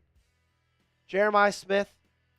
It's been a very, very, like, it's funny. He's got 100 yards. But is it crazy to say, Gage, that it's felt like a kind of a quiet 100 yards from Jeremiah Smith? Sayin shotgun. Trips right with the tight end to the right as well. Jackson in motion, now in the backfield. He's going to take the handoff. Bounces it to his left. Picks up 5. Good rush from Jackson.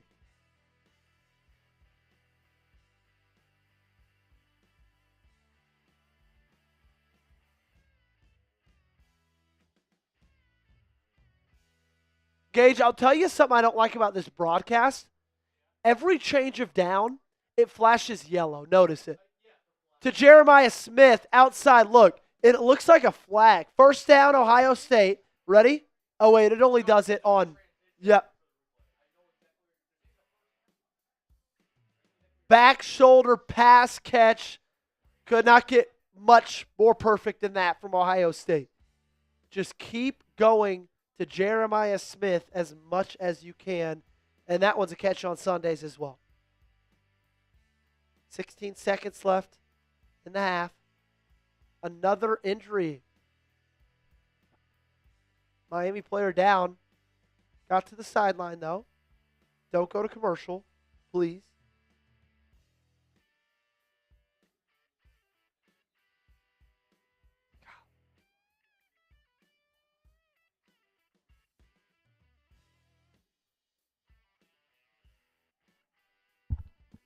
Ohio State, Gage, I am very much confident and secure in admitting that Ohio State is wide receiver U.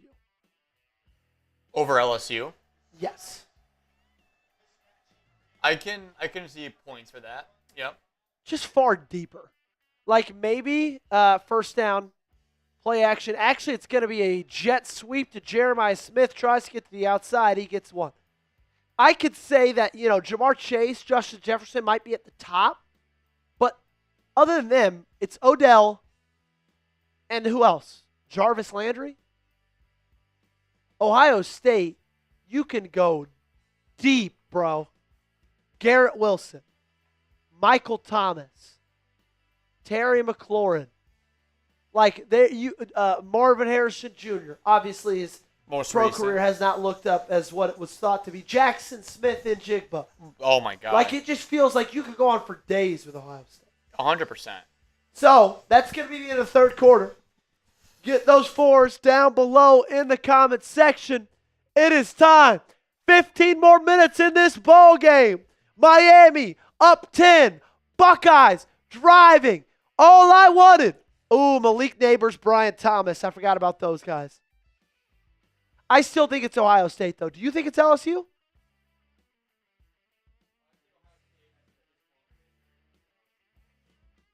Chris Carter. There's another one. How about that one?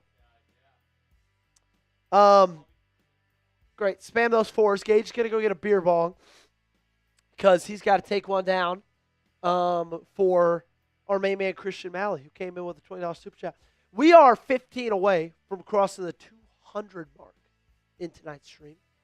As soon as we cross that, I will finish this. 15 away. And that's full as well. Chris Olave. Oh, Chris Olave, Emeka Egbuka. 2 I forgot right there. Dude, Miami is unbelievable. Or Ohio State.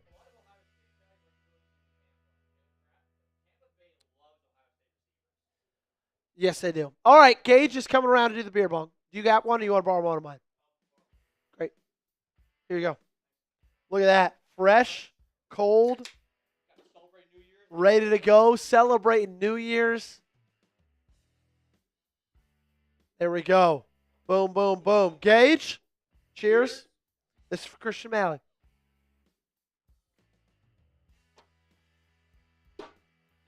There we go.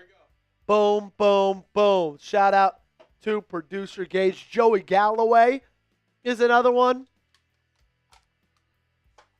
Okay, Gage, if we're discussing this and you had to have one key to victory, no, 2 keys to victory for each side of or each team, what would you say? I'm going to go first and you go. Number 1 for Ohio State, keep running the football. Second key to victory is stop Miami's run. So they're exact opposites of each other. What would you say? I probably took 2 generic ones right there. I mean, I would say someone. So let's say try giving Jeremiah Smith more time opportunities with the ball, and because he's shown that he's a little playmaker. We all know he can be. Yep. Or try spreading the ball around, and then for Miami, try incorporating more trickery plays that they used to do in the regular season, like using Malachi Toney as a quarterback or as a running back. We'll see it. Maybe they'll go Tony Cat sometime in the fourth quarter. 15 minutes left in this ball game. 15 minutes left in one of these 2 teams' season. Pistol. Bo Jackson. He takes a handoff. Stretch play. He's got a hole. He hits it. He's popped. But he picks up 6. It's going to be 3rd down and 3. I told you, man, Miami is not afraid to hit. They've been flying around this football field, dude. Absolutely flying around the football field.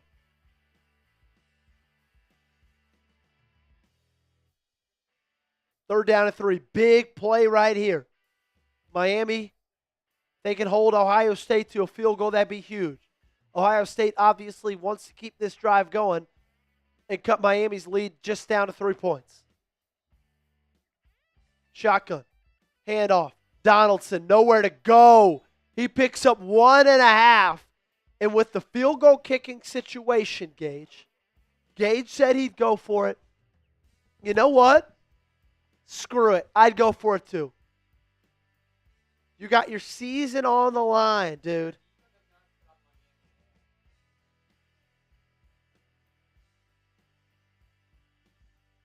Fourth down and 2. This feels like it could be the ball game right here if Miami can get a stop and then score some points. 4th and 2. Shotgun. Jackson in motion. Play action. Sayin. Fires. Smith. Who else? Touchdown Ohio State. Flags on the field. First flags of the game. We'll see what they call. Smith's pissed off. Holding defense. Touchdown stands. Buckeyes cut it to 3. We got a ball game, ladies and gentlemen. Where else do you go? On 4th down and 2, you go to Jeremiah Smith, the best player in the country. 14-yard touchdown, Buckeyes. Canes lead an extra point away from being cut to 3.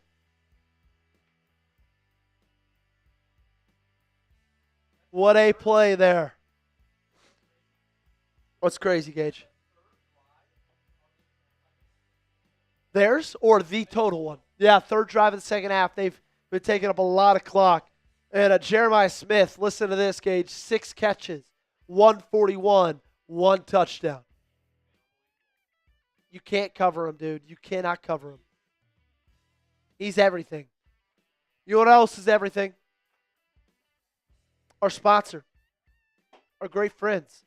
And I got good news for you guys, okay? I hope you tailed my picks because we're crushing it. More on that in a second.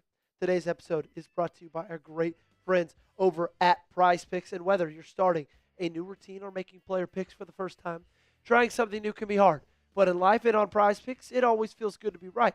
With high-pressure playoff matchups every weekend and elite hoops action almost every night, the action never stops, and Prize Picks lets you take control. Prize Picks now is early payouts. If the lineup gets off to a hot start, you may now have the option to cash out those winnings before the game even finishes. Prize, with the new social feeds feature, you can share Prize Picks with your friends and copy lineups from winners with a single click. Copy lineups you like or use them as inspiration for your own picks. You can even follow Prize Picks partners like us and tailor or fade our picks with just one click. I hope you tailed my picks. More Jeremiah Smith, 27.5-yard longest rush. Cha-ching, 59 for him. More Julian Sayin, 233.5 passing yards. Cha-ching, he's got 261. And more Mark Fletcher, 6.5 receiving yards, and he's got 25. Cha-ching, cha-ching, cha-ching. Download the Prize Picks app today and use code CLNS to get $50 in lineups after you play your first $5 lineup. That's code CLNS to get $50 in lineups after you play your first $5 lineup. Link to this promo is in the comments and description of today's video. Prize Picks, it's good to be right.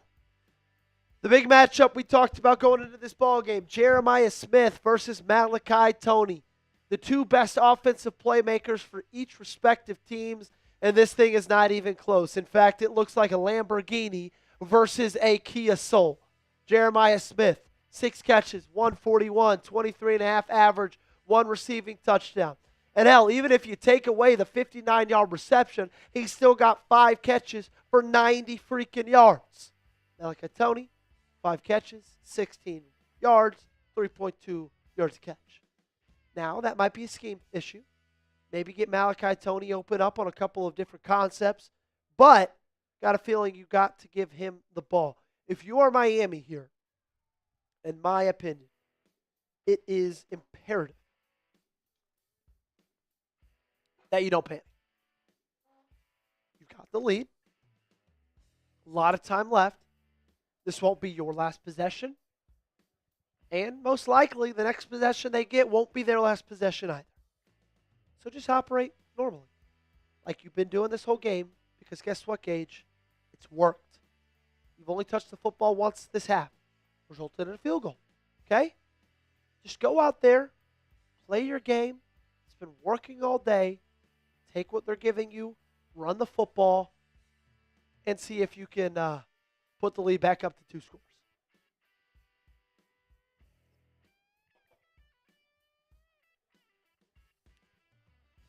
Man, dude, got some awesome football the next couple of days.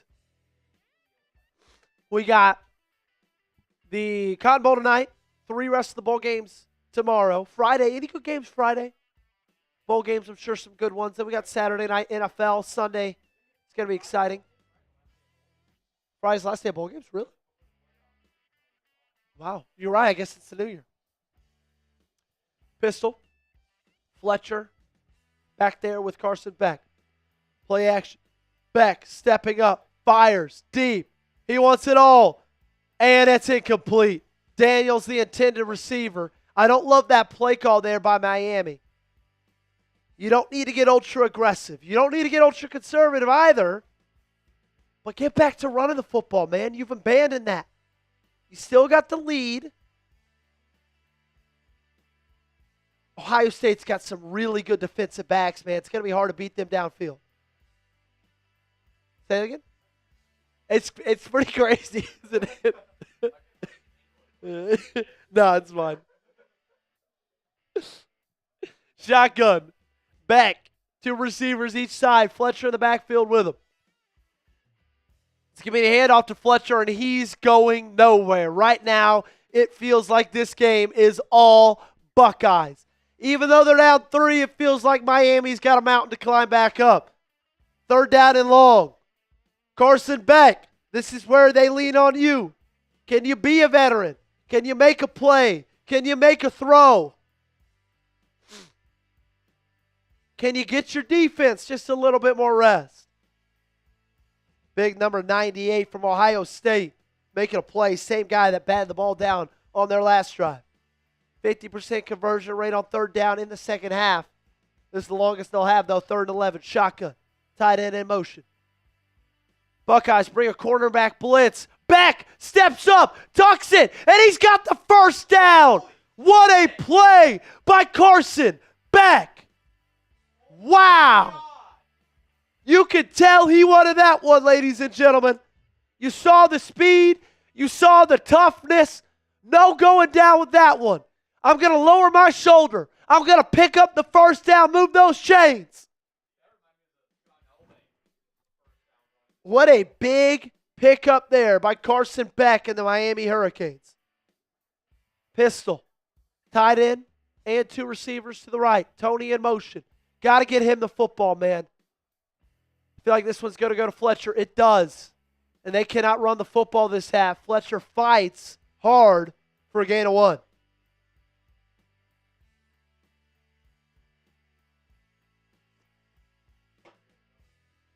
This Matt Patricia defense, 20 minutes through this second half, has let up only 3 points. I still cannot. That was an unbelievable play there by Carson Beck. What a play right there from number 11 in white, orange, and green. Shotgun, trips left, bunch.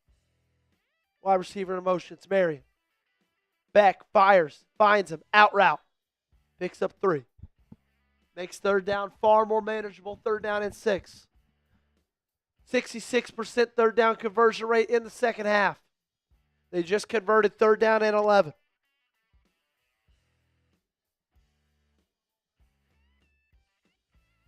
Gage, we've gotten lucky. We've gotten some awesome football games, man. They're just a touch under 50% on the contest. Trips right. Beck making changes at the line of scrimmage from the 39-yard line. Buckeyes bring 4. Beck steps up, fires on the run, incomplete. No flag. There shouldn't be a flag. That was uncatchable. So Miami turns them over. They'll get the ball back with 10 minutes left.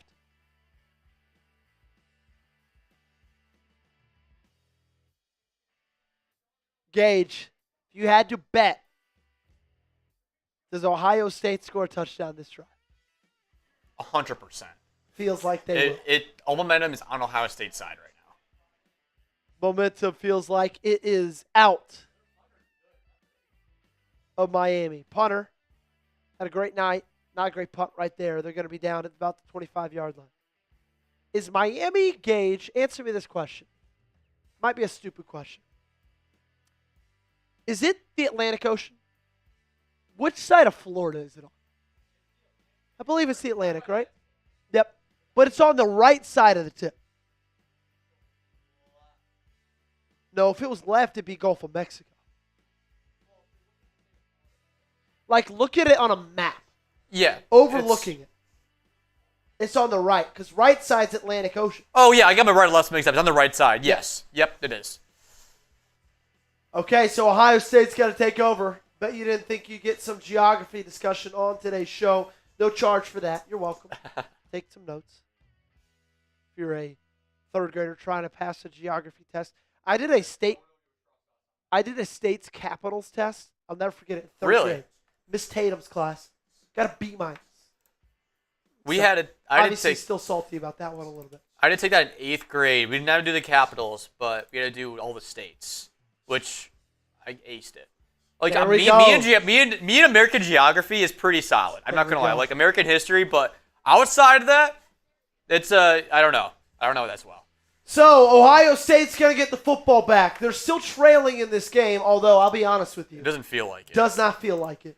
Feels like they've got the lead in this one. All momentum is on their side, but all it takes is one play. One play from Miami. But I want to know. One forced turnover. Who do the people got? Who do y'all got? Who do y'all got? Let me know. I see Kevin. I see TCO. I see Chase. Y'all let me know. Give me an M for Miami, O for Ohio State. Gage, if you're a bet man, which team would you bet your money on right now? OSU. But I feel like because in the Vegas odds are probably favoring Ohio State right now in the live betting poll right now. Yeah, I bet they are as well. I'm sure they are. Still got the U. Still in the chat. Still got a lot of the U's. Couple of Ohio States. Christian, Nintendo, Truth Hurts, Jane, Paul. We got Finn for Miami. For Oregon. Jane. Wow. That's Truth Truth Hurts. is for Oregon. Jeff is rocking with Miami. Oh, wow. Jeez. That's unfair. Yeah, I guess he did it in 5 games. So after this game, I'd say you got to stop counting it. I guess next game would count. Well, is that going into this game or is that including this game? It says 5 games. Including this game. Because wait, yeah, that is because they played 4 games last year. Yep. That makes sense. This game. Yep. Still, only 1 penalty thrown in this game, and it did not count. Yeah.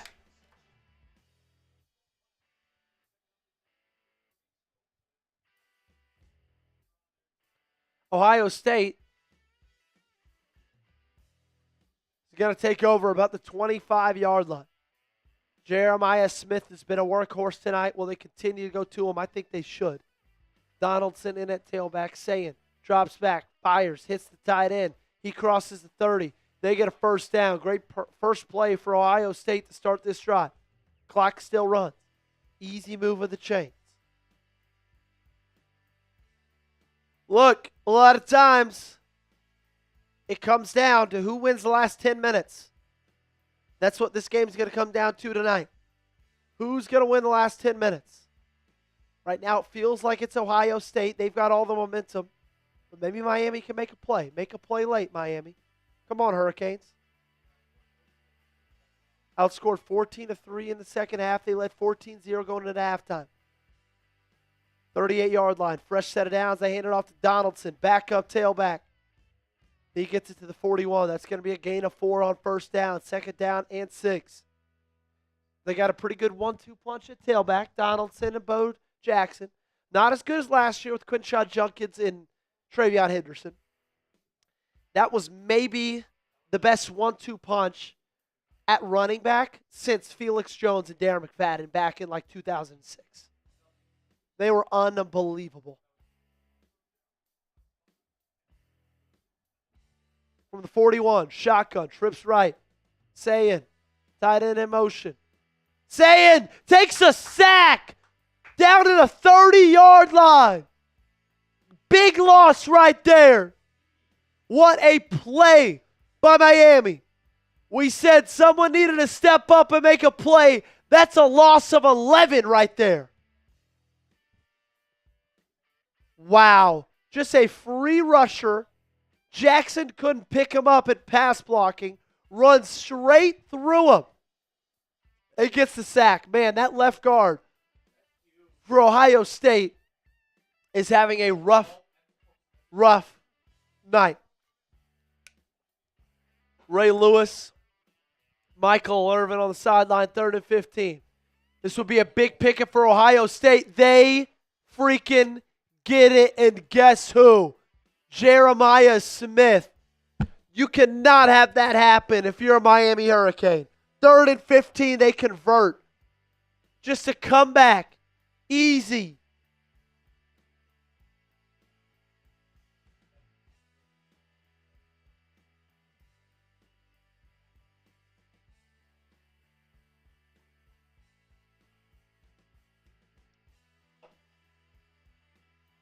$157 yards for Smith. Sayin, dropping back.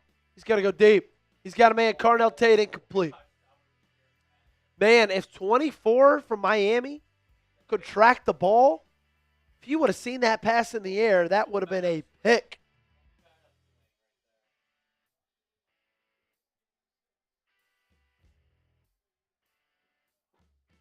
Second down and 10.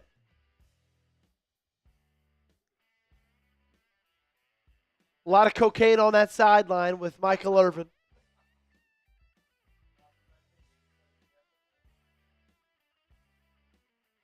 Man in motion. Sayin in the shotgun. Two receivers each side. Stepping up, avoiding the sack. There is a flag thrown. This one going to be holding most likely on Ohio State. They pick up 6. I don't think it matters. This one's going to come back. Second down and long. First true flag of the game right there is the holding on the Buckeyes. Daniels, number 70 from Ohio State, was the offensive lineman called. Right tackle on Rueben Bain. Ooh, I hate that call. That's a bad call right there. That is a bad call right there.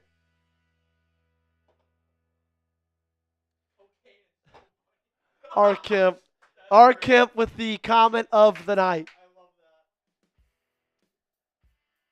Empty. Trips right. Sayin in the gun. 2nd and 20. Looking left. Firing. Middle. Carnell Tate dropped. Carnell Tate doesn't drop much.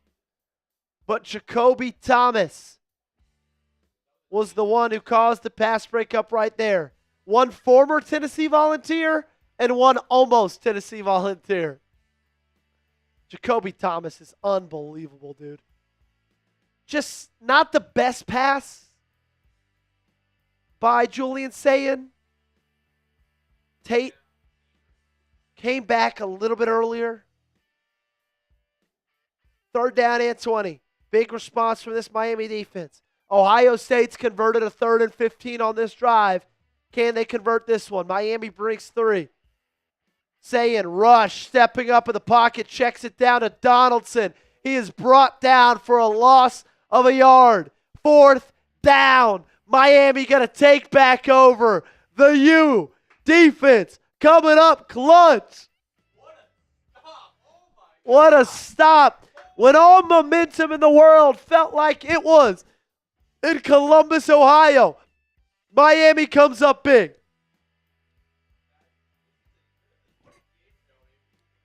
They rush 3, drop 8, and their defensive line still able to affect Julian Sayin. Flag on the field. Fair caught at the 10.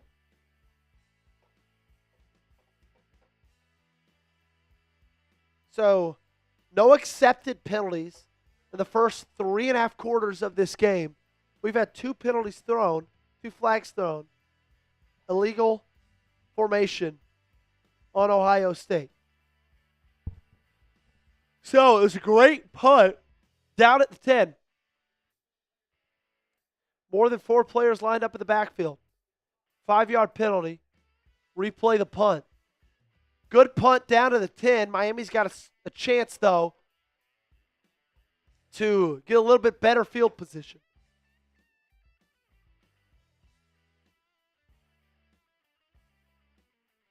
That one might be costly.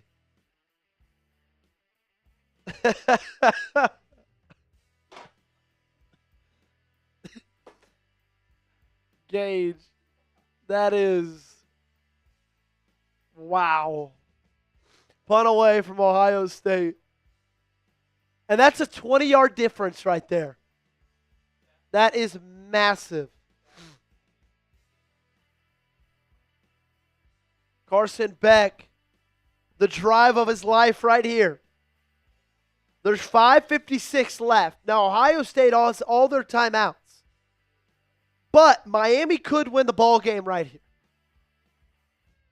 If they take 3 minutes off the clock and put the ball in the end zone, this game's over, dude. It's over. This has been a fantastic game throughout. Like, Ohio State's made the comeback, but when you feel like momentum is on their side, Miami's defense, once again, keeping them in this game. It's unbelievable. We're good, Connell. Yep, we're good. Appreciate you, brother. Have a good night. Happy New Year.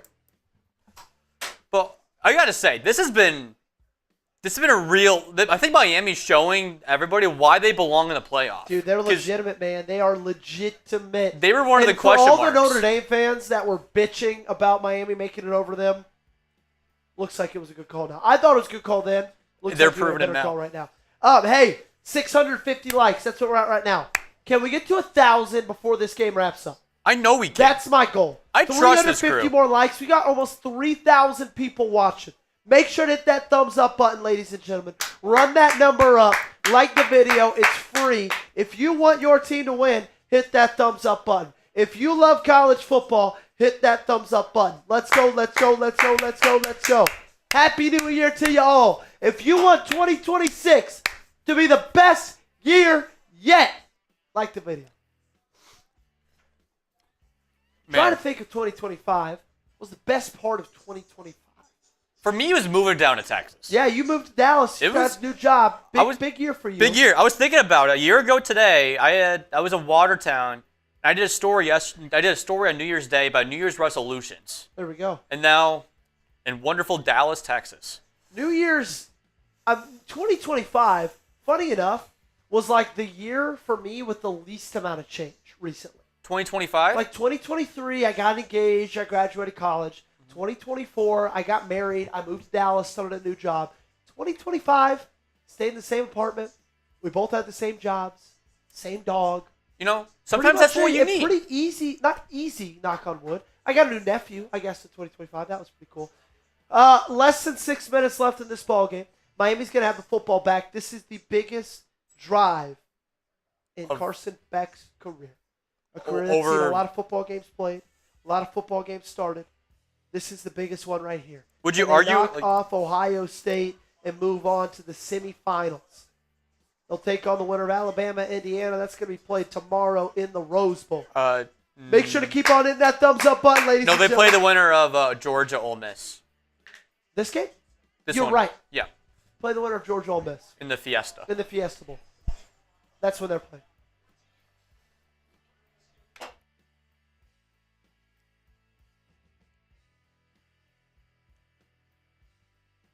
They had no chance, no choice but to punt, legendary. No choice. Shotgun. Beck. Fletcher. He's been held in check. No longer. Breaks a run. Down to the 48-yard line. What a great start to this drive for Miami. By far his best run this half. They're going to take off about 35 seconds left. What a run right there by Fletcher. What a block by Toney.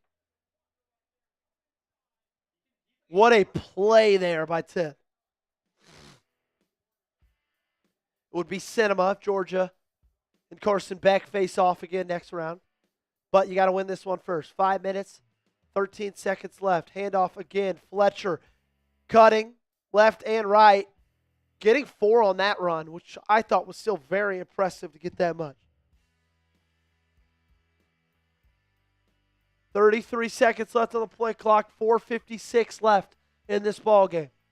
If they're smart, they'll snap this ball with 4:25 left.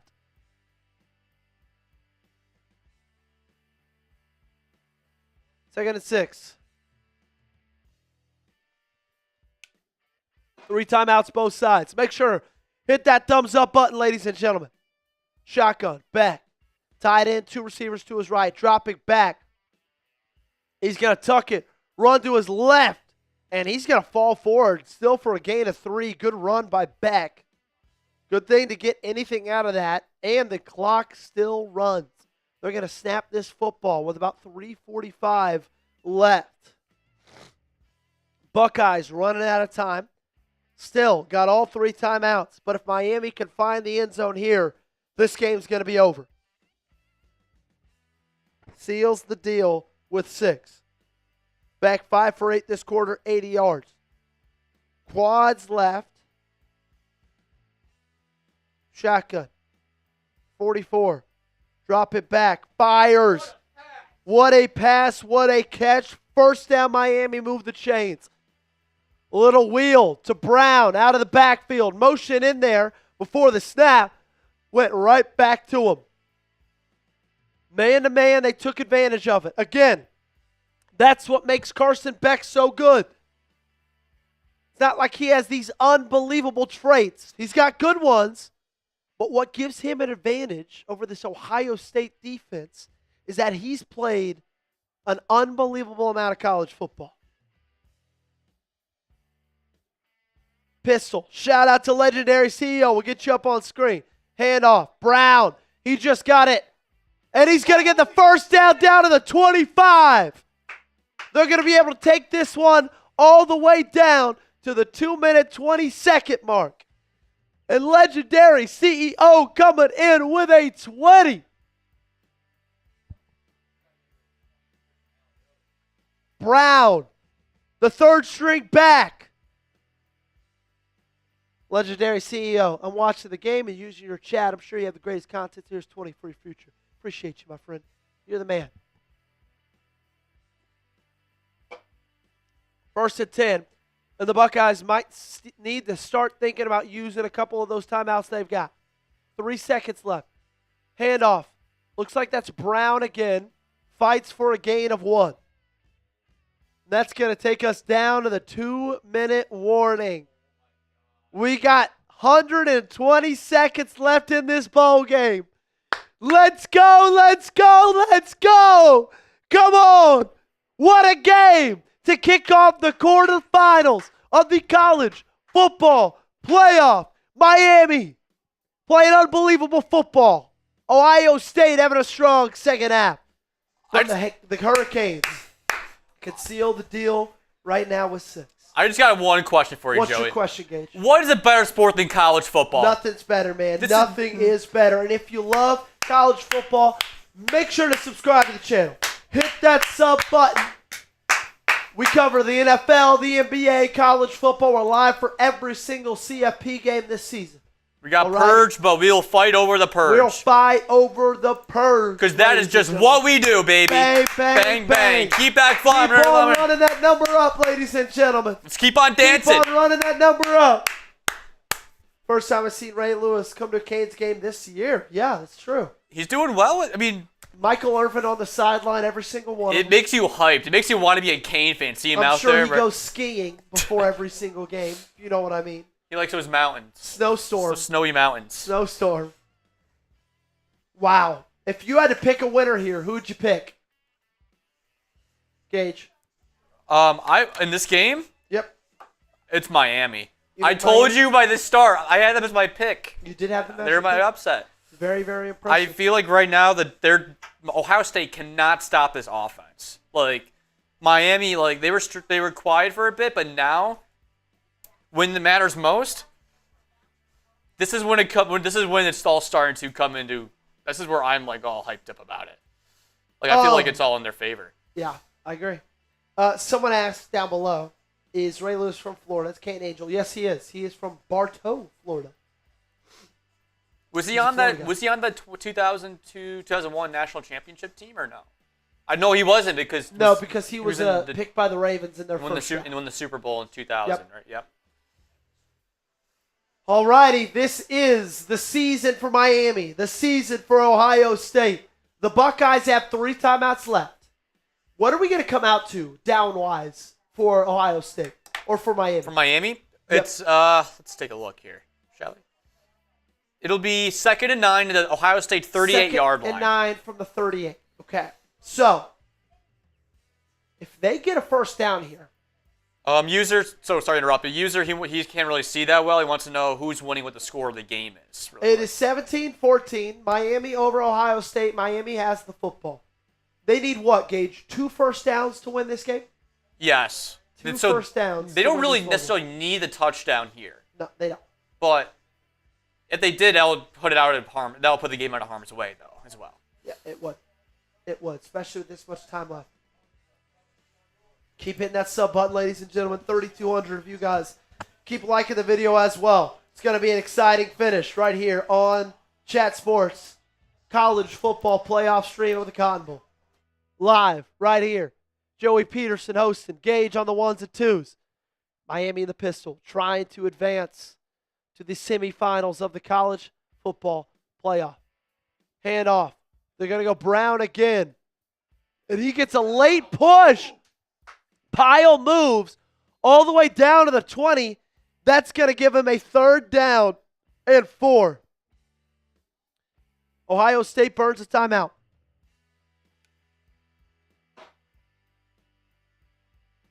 If Miami gets the first down here, Gage, things are looking very good for Mario Cristobal and the Canes. Make you question what is about Ryan Day's coaching, because remember last year going into the playoff, there was questions that he could possibly be fired because of his big game coaching play. It's been terrible. Felt like he couldn't win a big game. He is proving the doubters wrong. If I am Miami, I'm throwing the football right here. Look, I get it. You want them to burn another timeout. But, man, be aggressive. Move the chains. Play to win. Put the ball in the air. Carson Beck has had an unbelievable contest so far. Keep the ball in his hands. It's the reason you're paying him $4 million in the transfer portal. I get it. You got 45 rush yards this drive. Put the ball in the air. Play aggressive. Brown in the backfield. Shotgun for the Hurricanes. Make sure to hit that thumbs up button, ladies and gentlemen. 2 receivers to his right, 2 tight ends to his left. Beck, quick screen. And that's going to be a first down, Miami. Down inside the 10 to the 7-yard line. They move the chains. Minute 46 left. Buckeyes call their second timeout. What a play call by Shane Dawson. What a throw by Carson Beck. What a play by the Hurricanes. Oh my goodness. C.J. Daniels coming up clutch. Almost takes it to the house. Probably better than he didn't. So let's think about this. Logically, Ohio State has 1 timeout left. Minute 50. If Miami play their cards right, oh man, it's hard. Do you try to play conservative here and just run the ball 3 times, Gage? Because that's personally what I do. I just play conservative. Don't need to put the football in the air here. Yeah, but if I wouldn't mind taking it either. I mean, if you're getting, try to get a touchdown, run the football. Don't take a knee. I wouldn't take a knee here. Pistol. Miami from the 7. Brown in at tailback. Hand off. Number 6. 2 hands on the football. And he's going to get it down to the 4-yard line. Miami. They're 4 yards away from sealing this one for good. Ohio State going to save their final timeout. The Hurricanes. Look, if I'm them, I'm not even running a play here. I'm Mario Cristobal. If I'm Mario Cristobal, I'm standing by the referee. I'm waiting until 1 tick left, and I'm hitting him with this.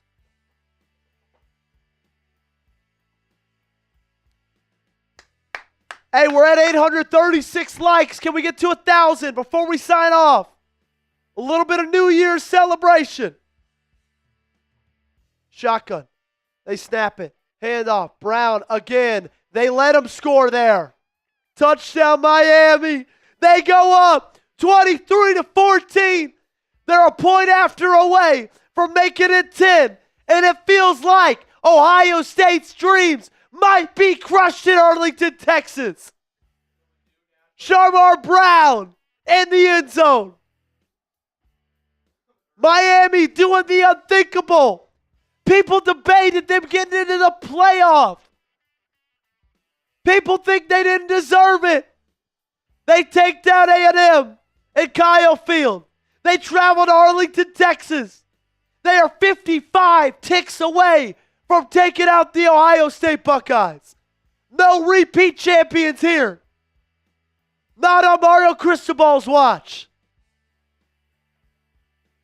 What a ball game. Shamar Brown, he was the go-to back for that final drive. Look, Ohio State just let him score there. I don't know if I love that play call. I don't know if I love that idea to let him score, but I don't know. You're kind of screwed either way, if I'm being honest. It is lose-lose.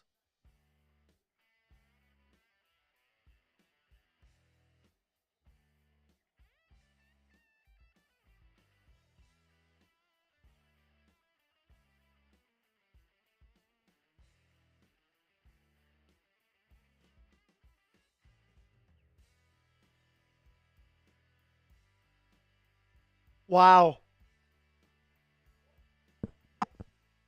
24-14, Miami over the Buckeyes. Nobody saw this coming. Think about it. This will be the 5th ever quarterfinal game played in the college football playoff era. All teams with byes, 0-5. Unbelievable.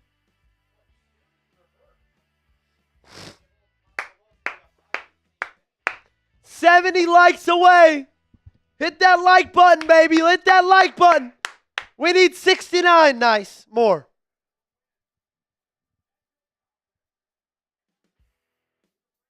Wow. So what Ohio State needs to do, they got 55 seconds left.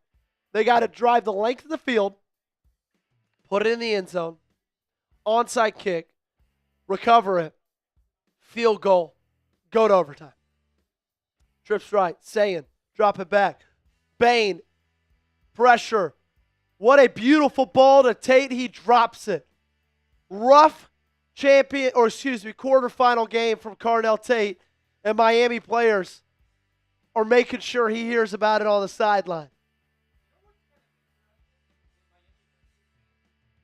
What?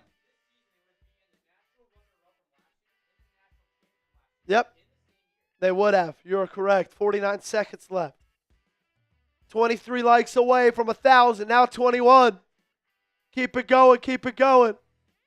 Trips right. 2 receivers to the left. 25-yard line. Sayin in the gun. Empty. Miami looking like they're playing man coverage. Sayin hit as he throws, and it's intercepted. This ball game's over. Miami is moving on. The Buckeyes are one and done. Ohio State's season ends in the hands of Jacoby Thomas. Miami dominates this ball game from start to finish. Ohio State never even led. The U. It's all about the U. It's all about the U. It's all about the U. It's all about the U. Wow. 3-man pressure. They still pressure him enough to hit him while he throws, force the interception, and this game's heist. Ohio State, everybody's number one team for the entirety of the country. They roller skate their way through a cupcake schedule. Then they had to play Indiana in the Big Ten Championship. They lose. They play Miami, one of the last teams in, Gage. The last team in. And they lose 0-2 in their final 2 games where they played anybody with a pulse. What a joke. I told you, they're a sleeper. This is one of the sleeper teams that nobody knows about. This roster. Wow. This offensive line won them the game.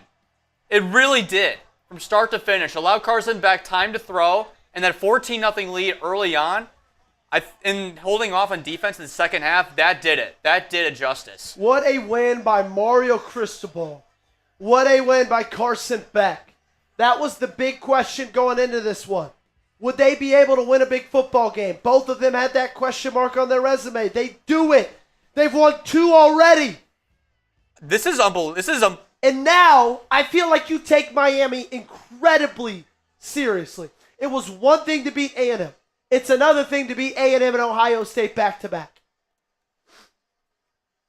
Miami's got the talent to play with everybody. They got defensive line. They got playmakers on offense. They've got a veteran quarterback. There's a lot to like about the Canes. And this thing is over. 24-14 is your final score. I cannot believe it.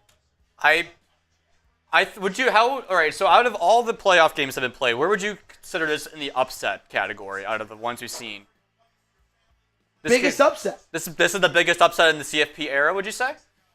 In the CFP era, no.